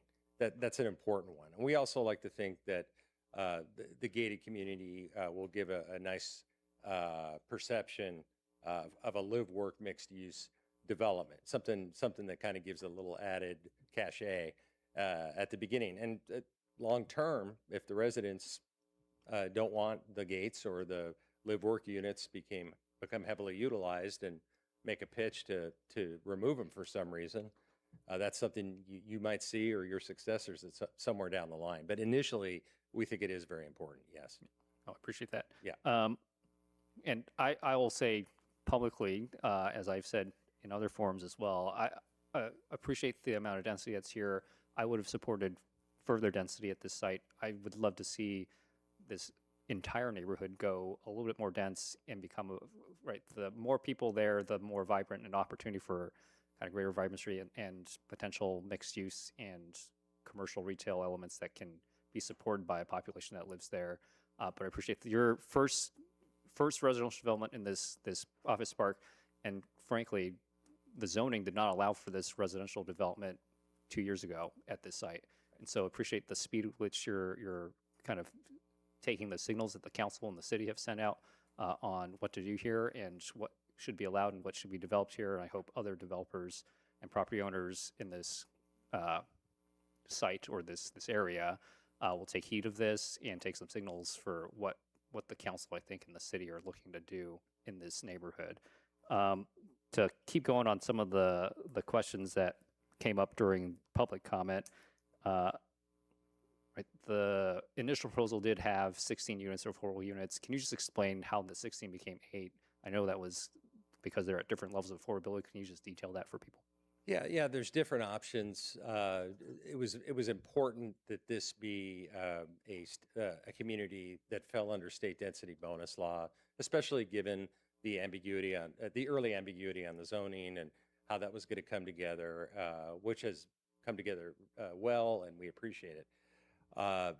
Also, you have to keep in mind, as first in to an office park like this, sometimes it's hardest to be first in. And you compete to buy property. And there's a lot of competitors out there, all subject to the same laws under the state of California when it comes to state density bonus communities. And so we had to evaluate, what the appropriate number and depth of affordability was here. If it would have been 16 units, it would have been at a moderate income level.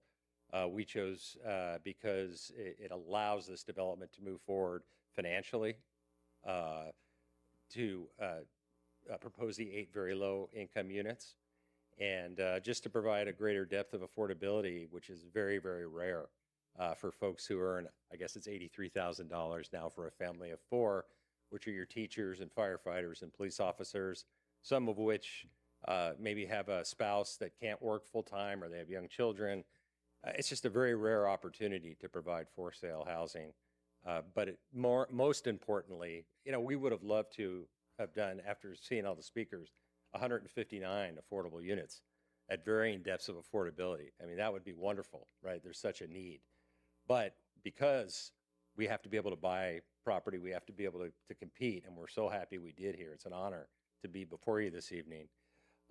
We have to carefully consider what will allow the overall community to move forward financially, and based on all those factors, we proposed 8 very low income units versus the 16 moderate income units.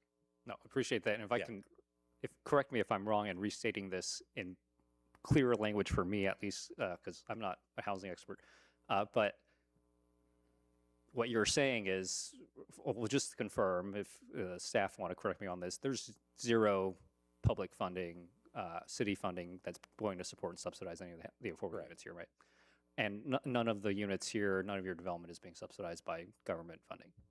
Right. So what is subsidizing, what's allowing the affordable units to get built here, because it costs more to build them than you're planning to sell them for, that's why they're at that affordability level, is the other market rate units there that you're generating revenue from selling to subsidize the cost of building the affordable units. And because you're building or you're going to offer these affordable units at a higher subsidy, right, for lower income than the original 16, right, that's what will pencil out for the project. Otherwise, if you do more, you don't have enough, you're not going to, the revenue from the sale and the building on the sale of the entire project will not subsidize further units for this project at affordable. And one thing to keep in mind, if you have 16 restricted homes versus 8, and we are proposing 8, and we're not able to do the 16.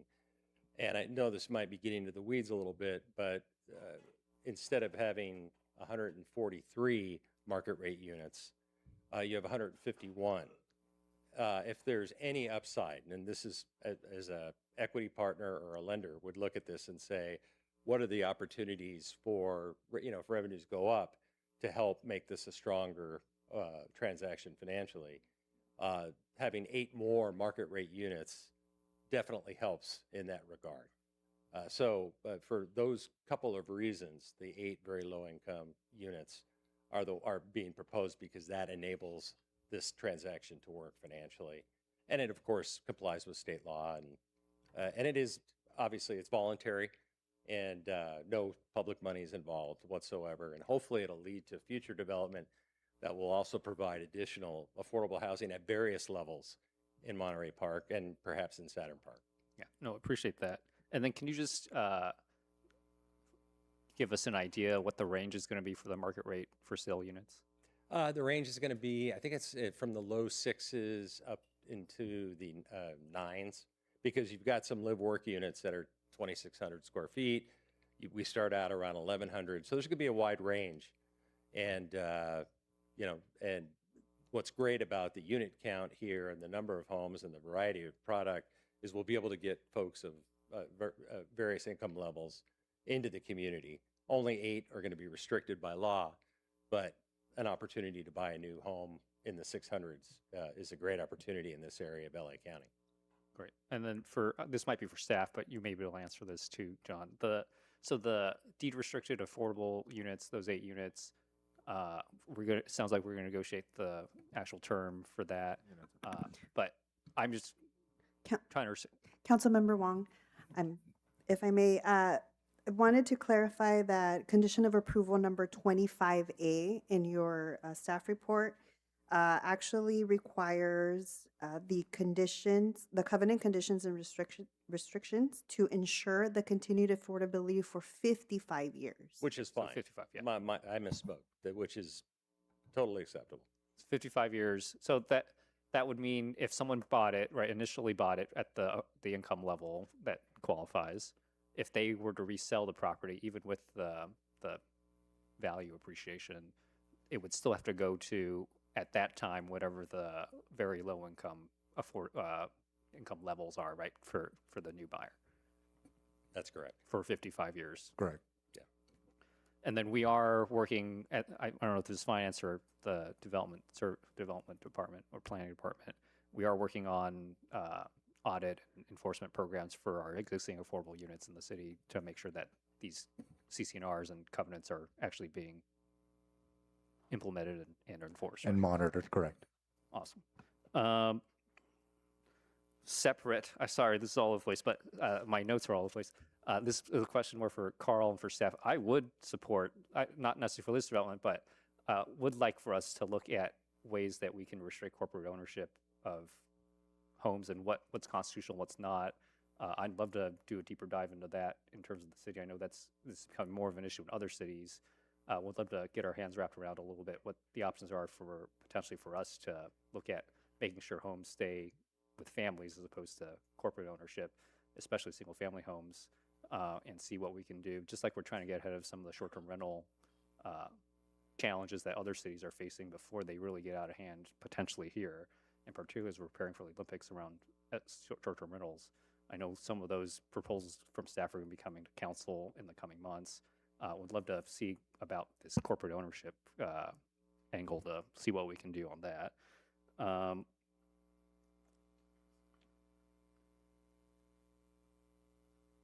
Then I think that's it. I just want to make sure one of the other comments that was mentioned was Petro Grande. Sounds like some of the concern was on walkability and safety. I imagine, I believe, and this might be a question more for Sean, in Public Works, we are proceeding with a complete redesign and rebuild of Petro Grande, which will include more pedestrian safety and access improvements for people, including those that might live in this potentially new development along Petro Grande, to be connected to other things along Petro Grande, including the marketplace. And so if that's wrong, please correct me, but it sounds like we're already thinking through that in a longer term view to make sure that we're making the connections there on Petro Grande safer, and it'll include bike lanes, if I'm remembering correctly, and improved pedestrian access along Petro Grande. I see the staff are nodding, so sounds like we've already thought through this. In a nutshell, yes, that is correct. Thanks. That's all I've got for now. I just want to express my general support for this proposal. I think it strikes the right balance in terms of what we've been looking for, what we've been talking to as a city. It also helps us meet our RENA allocations, right? The state requirements that we zone and plan for and facilitate the development of more housing. This would be, I think, probably since the initial Olson project back in I think you guys opened 2013, 2014. I think since then, this would be the first project or development of this size coming online in the city, if this is approved, if I'm not mistaken, since then. If you're describing like townhome style? Number of units for development, I think. Probably the Holiday Inn project. Oh, yeah, that's right. Provided. 84 units there. So other than the Holiday Inn condos behind there, we are, right, this is the first project in the pipeline in the last few years that I've been on council that we're really seeing come to fruition, and look forward to seeing a project like this move forward and hopefully inspire others in that office park area to rethink what's possible, what the future could be for Saturn Park. All right. What's great about going next is that a lot of my questions have already been asked. So I just have very brief follow-up questions for you, John. Actually, my next question is dealing with public safety, because someone brought up a concern regarding the aspect of the gated community. And I'm not sure if our chief can maybe help chime in on this as well, Chief Weiss. But there's a concern, and maybe you can help elaborate how this works. Should there be police or fire wanting to come into this gated community, what I heard was that it would potentially increase the time in terms of when police or fire could enter the gated community. So maybe you can help explain a little bit about how that process works. I would defer to one of the chiefs on that issue, because we have to design and meet all of their standards. Our police chief, Chief Weiss, is coming down. I'm thinking Jason, our fire chief, might come down too, just in case there's another question. But this is in regards to gated communities and how we respond if there's a emergency call. Scott Weiss, Police Chief. So you spoke about Knox boxes. We would ask that a Knox box panel be put in for police and fire. Basically, it's a bypass of the gate. Officers would pull up. They would access the Knox box instantaneously. As soon as they got out of their car, it would open the gate and we'd be able to go in. Other communities, other places in town that have gates all have Knox boxes. Fire uses them extensively on businesses. So it's a tried and true way of getting through a residential gate. So what I'm hearing is that there's no real concern in terms of being able to access the gated community in case of an emergency. We would stop at the vehicle gate just like a regular car, and we would get it open in a matter of a few seconds. And it also, we have access through remote controls. We could ask for or get access to a remote control to open the gate as officers arrive also. There's a lot of ways for us to gain access to gated communities these days. Okay. Without having to tear down the Without wall. climbing Using a over ladder. fences. All right. Thank you, Chief, for You're clarifying welcome. that. Thank you. Do you want to do a follow-up question? Go ahead. If it's related, you should do it. Oh. All right. So thank you for that, Chief. Just wanted to make sure that we clarified for people to understand that. I'm actually really like the idea of live-in units, and I know that you're working on other projects that have live-in units, right? Can you explain a little bit more about your work live-in units? The live work units, yes. We currently have a community in Claremont where we have 12 live work units, Steve. Also Steve's project, and that was something the city very much wanted. It was part of the zoning for the site, just like here. And so we've sold I think every one of those units, or 11 of the 12. And back in the day when I worked for city government for the city of Santa Ana, I worked with the Olson Company to develop an artist live work community, 88 units, 3 different sub products. That was extremely successful, and we targeted to the creative professional community. And that really, it was the right location in the downtown. And location is very important for the live work concept, right? Initially, if you're not in a high traffic, high volume area, it may take a little bit longer for those units to convert, for folks to come in and open a business. In Claremont, we have had a couple of the buyers interested in opening a business. One of the great things here is that there's on-street parking, even though we're not counting that towards the parking requirement, as well as on-site parking, which is a great thing for a potential business. So you see this in a lot of locations. Location is everything in terms of when it when it really can happen and happen successfully. But it's something that Olson has done on many, many occasions. Yeah, I think given the location in Saturn Park, I think this is a great place to do a live work unit. So I really do like the aspect of that, and I also wanted to address the 8 very low income units, and I think just to kind of help put it in perspective, we have 4 different school districts in this community, and I'm a teacher in this community as well, and I think a lot of the teachers who live in this community, I think, would probably jump on an opportunity like this. And just to kind of share, starting salary for Alhambra Unified is in the 60,000s range.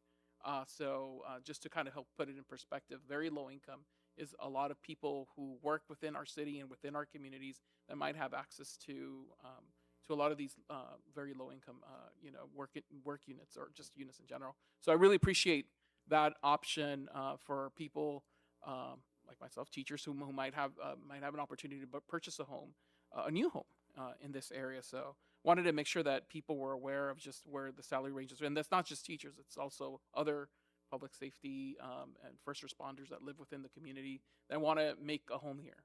So really appreciate that option. And it helps meet our, as Councilmember Wong said, our RENA numbers in terms of being able to build more housing. And I'm glad that some of it is affordable housing. So I wanted to share my support for this project as well. So thank you. Thank you. Thank you very much. Well, first of all, I want to thank my colleagues for asking very good, comprehensive questions. Certainly saves me the effort.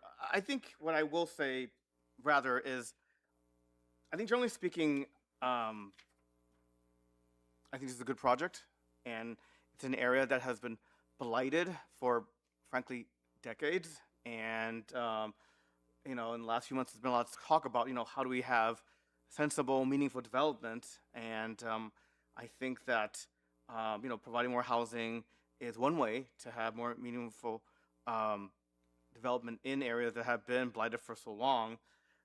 And I think that, I do share some of the concerns that were raised. I mean, certainly I wish there was more affordable housing. But unfortunately, no project is perfect, and I will at least give credit where it's due. And, I've been here on City Council for 6 years, and in the past, I have voted against housing projects because, frankly, the developer was just upfront says, "Oh no, we don't want affordable housing." And at the time, the project I voted against, they were proposing starting price of $1 million. Now I realize maybe in this day and age with inflation, $1 million seems cheap, but I was floored in the community like ours that someone would even propose building something with a starting price of $1 million. And I think just to illustrate the crisis we are in with housing, and it is a crisis of affordability, I think it's important that we do all we can to increase the housing stock in this community. And what I find interesting is that in our presentation, the definition of low income is $83,000. Well, when I bought my townhome 17 years ago, yes, that was 2 decades ago, that was my income. And the home was definitely not even $600,000, which is your starting price. It was less than that, and so I find it shocking, frankly, that is considered low income, because that's what I was making 17 years ago for a home that is actually less than what you are proposing. But I think that speaks to inflation and really how we as a region, not just Monterey Park, but the region, actually as a state, we have been derelict in our duty to provide more housing for our residents. We talk so much about how we want our community to be family oriented, and I used to be a school board member before becoming a council member, and even 23 years ago, when I ran for school board, yes, I'm that old, back then, we were seeing in Monterey Park a lot of empty nesters. Why? Because a lot of the children of these families who were raised and attended school in the Garvey School District, where I was a board member, even back then, they thought housing was expensive, and they ended up having to move further away, like to places like San Bernardino, Riverside, or even to Nevada. And again, that was 23 years ago. And the situation hasn't gotten better, it's gotten worse. In fact, I even like to tell people, one reason why I again, when it comes to projects, and again, for record, I've either voted against a project or even abstained on a project if I didn't think they were at least giving a chance to look at affordable housing as part of development, because we've had developers who just say, we won't do it.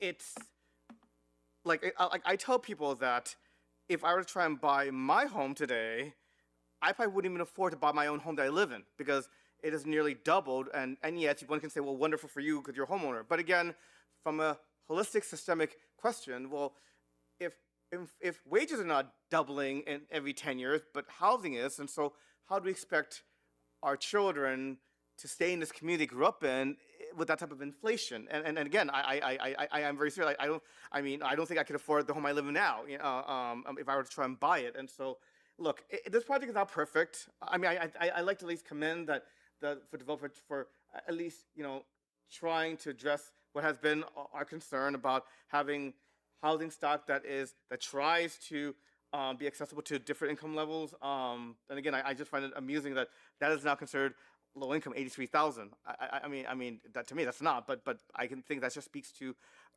the crisis that we're in. And so I am going to approve this project, and I'll support it.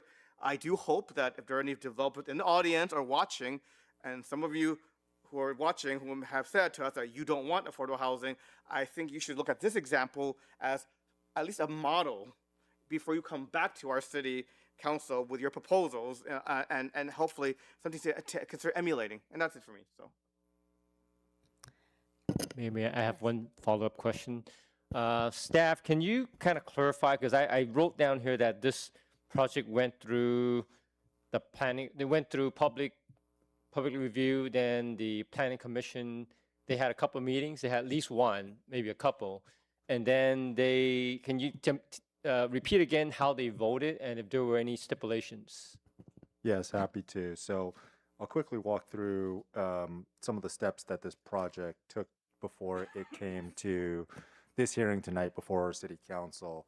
So the applicant conducted 2 community meetings, which were noticed to various radiuses, actually up to, I believe, 1,500 feet from the project site, with mailers notifying them of these community meetings to provide information on the projects. Then the project went before the Planning Commission. Planning Commission was a public hearing, which was noticed as well, with mailers going out to addresses within certain radius of the project site, I believe 500 feet. At the Planning Commission hearing, the Planning Commission voted unanimously to recommend approval to the City Council with the 3 items mentioned, which were discussed. Those were, just to reiterate, recommended that the applicant and staff evaluate whether the proposed 5-foot sidewalk along Potrero Grande could be widened to 6 or 7 feet. As was provided earlier, the determination there in agreement with the developer was to widen the sidewalk proposed, which will be built out by the project, to 6 feet width along Potrero Grande Drive. Second recommendation was that the applicant and staff re-examine the median on Atlas Avenue and whether modifications may be necessary to accommodate adequate left turn movements out of the project. So this was during the deliberation of the Planning Commission, there was a question whether or not the median provided enough space for left turn egress out of the project driveway. Staff engaged with Public Works and made a pretty clear determination that there was no potential conflict there, so no further action on that.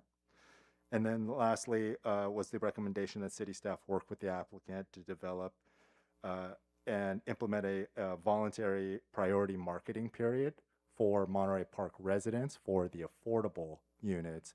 And that culminated in the condition language, which we shared and described earlier, condition of approval number 17, which was agreed to by the applicant as well. Thank you for the update.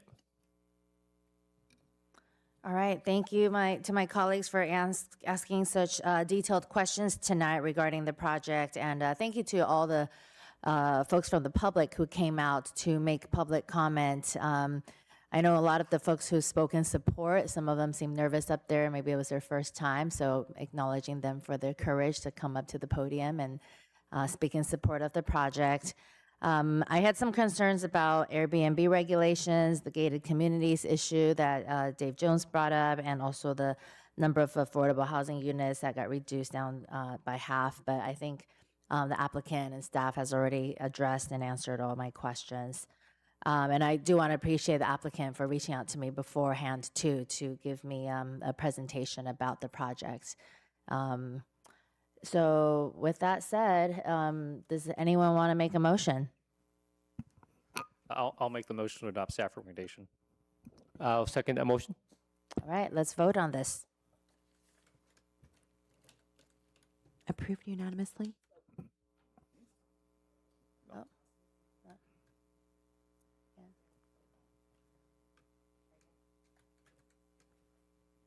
Approved unanimously. All right. Mayor, if I could, I just want to, well, one, thank the applicant again. Look forward to the next step. Please do let us know, and I'm sure staff will keep us in the loop, the council in the loop on progress and construction and all that stuff. I know it's a current vacant property, so there shouldn't be those kind of delays in terms of clearing the site and beginning construction. I don't know if staff have an idea of what the construction timeline might be, and can you confirm that there will be notification of some of the neighbors in terms of those construction impacts? Construction duration, I would defer to the applicant. We hope to begin demolition in August, and after that, site grading, and we will notice our neighbors. We will also, one of the things we do as a matter of course is the site superintendent will give his personal phone number to it wouldn't be residents in the area, it'd be businesses if there are any issues or concerns. And obviously, if you hear of anything, you can call me directly, and we'll follow up and be good neighbors.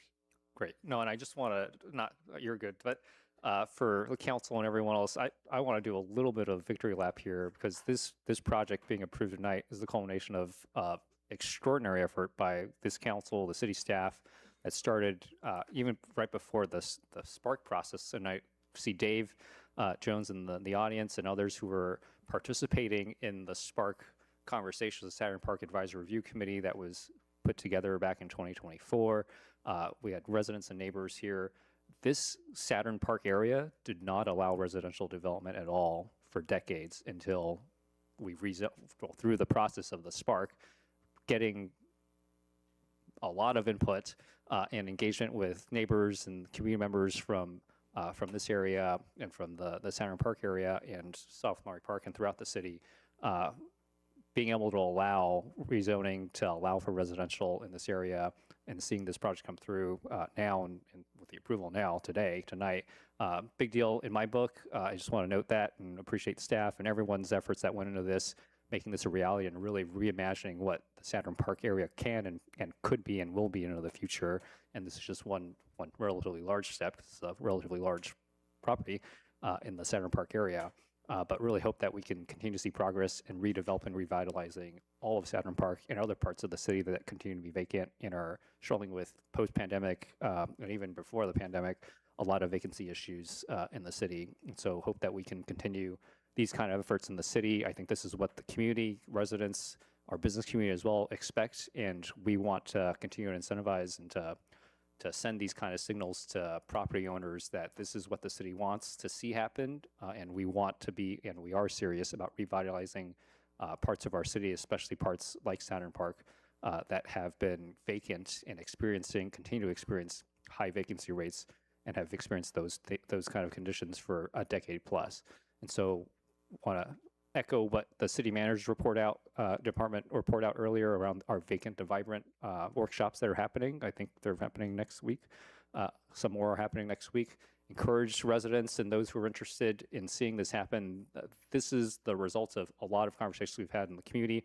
We want to continue to have these kind of conversations through our vacant to vibrant workshops, and encourage community members who are interested in seeing and have been asking and working on and reaching out to the council members, myself included, around addressing vacancies in our city to engage in this process and to help us move forward and make progress on revitalizing some of these parts of our community. So thank you. All right, thank you. We're very excited that Saturn Park is going to have some progress finally after all these years. So good luck on the next steps. And with that, our public hearing is complete. I don't believe there's any new business.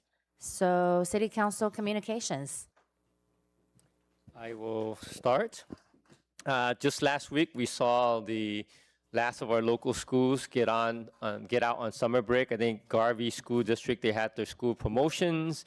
Mar Vista, Hillcrest, and Garvey, I was glad to attend some of them. And I just want to wish all the kids a happy summer. For those who don't have summer school, but for those who have summer school is only a couple of weeks. You get a little break, then we go back to the fall. Stay cool in the summer. On June 6th, we had our San Gabriel Valley Mar Park hosted Pride Parade. I'm not going to steal the thunder. I'm going to have my fellow council members talk about that a little bit more. But it was an active participant for all of our council members here, as well as many of our staff. And then going back even further, Friday, June 5th, the Chinese elected officials had a board installation at NBC in the city of Mar Park, so we were glad to host about 400 people, elected officials from the entire Southern California into Mar Park. That's all I have.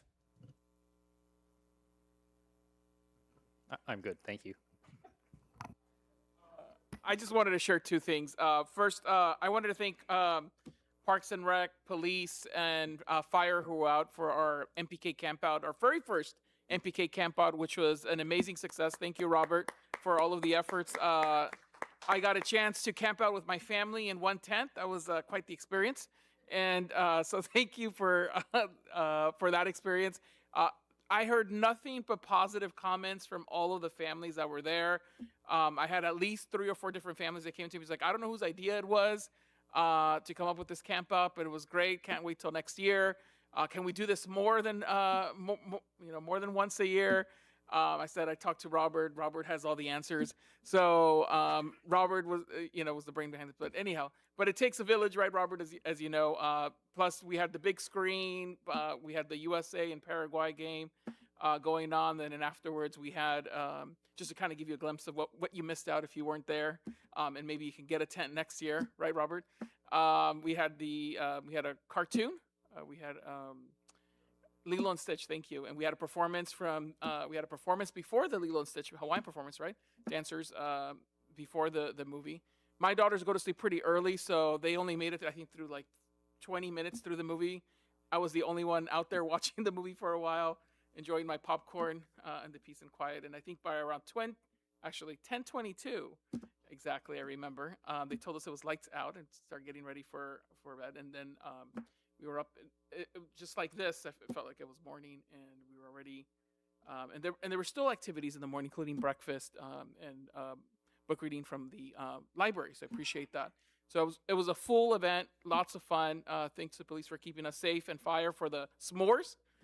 Thank you so much for being out there. I think that was definitely one of the highlights of the camp out event. So looking forward to it next year, unless we do it more than once a year, Robert.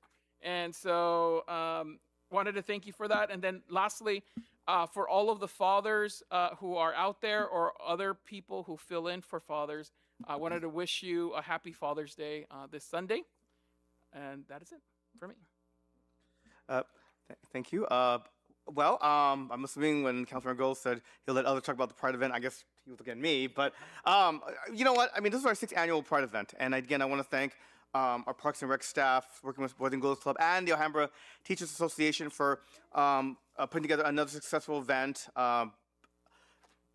You know, before 6 years ago, I mean, we didn't even acknowledge Pride. And so I think that, you know, one more step of us being a more inclusive city. And I just want to thank everyone involved and continue to be involved. And I will conclude my report tonight by also giving my congratulations to our soon-to-be outgoing mayor, Elizabeth Yang. Thank you so much for serving as our mayor and for leading the city for the past few months. Certainly, it has been very exciting last few months. And again, you know, you had just been barely sworn in to the council when you assumed the position. So just thank you very much for conducting yourself with poise, with grace, and with you know, a steady hand in running our meetings. And again, just thank you so much for your leadership. So. Thank you, Mayor Pro Tem Lowe. We're very excited to be swearing you in a couple weeks on June 30th. So. I wanted to thank staff for assisting with hosting a really successful State of the City last Tuesday at the Courtyard Marriott, and for assisting with all of those community awards that went out to some great businesses and service providers in our city. That was a really wonderful event.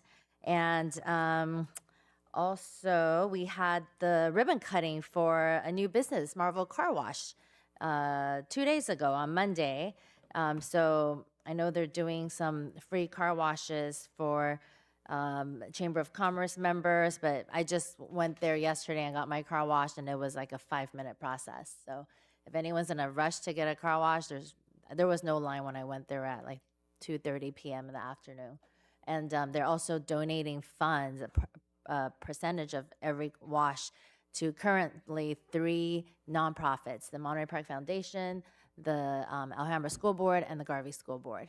And if new nonprofits in the future decide to participate, they will add new nonprofits for that donation. And with that, anything else? No? Okay, then I'm going to adjourn my final meeting as mayor at 9:07.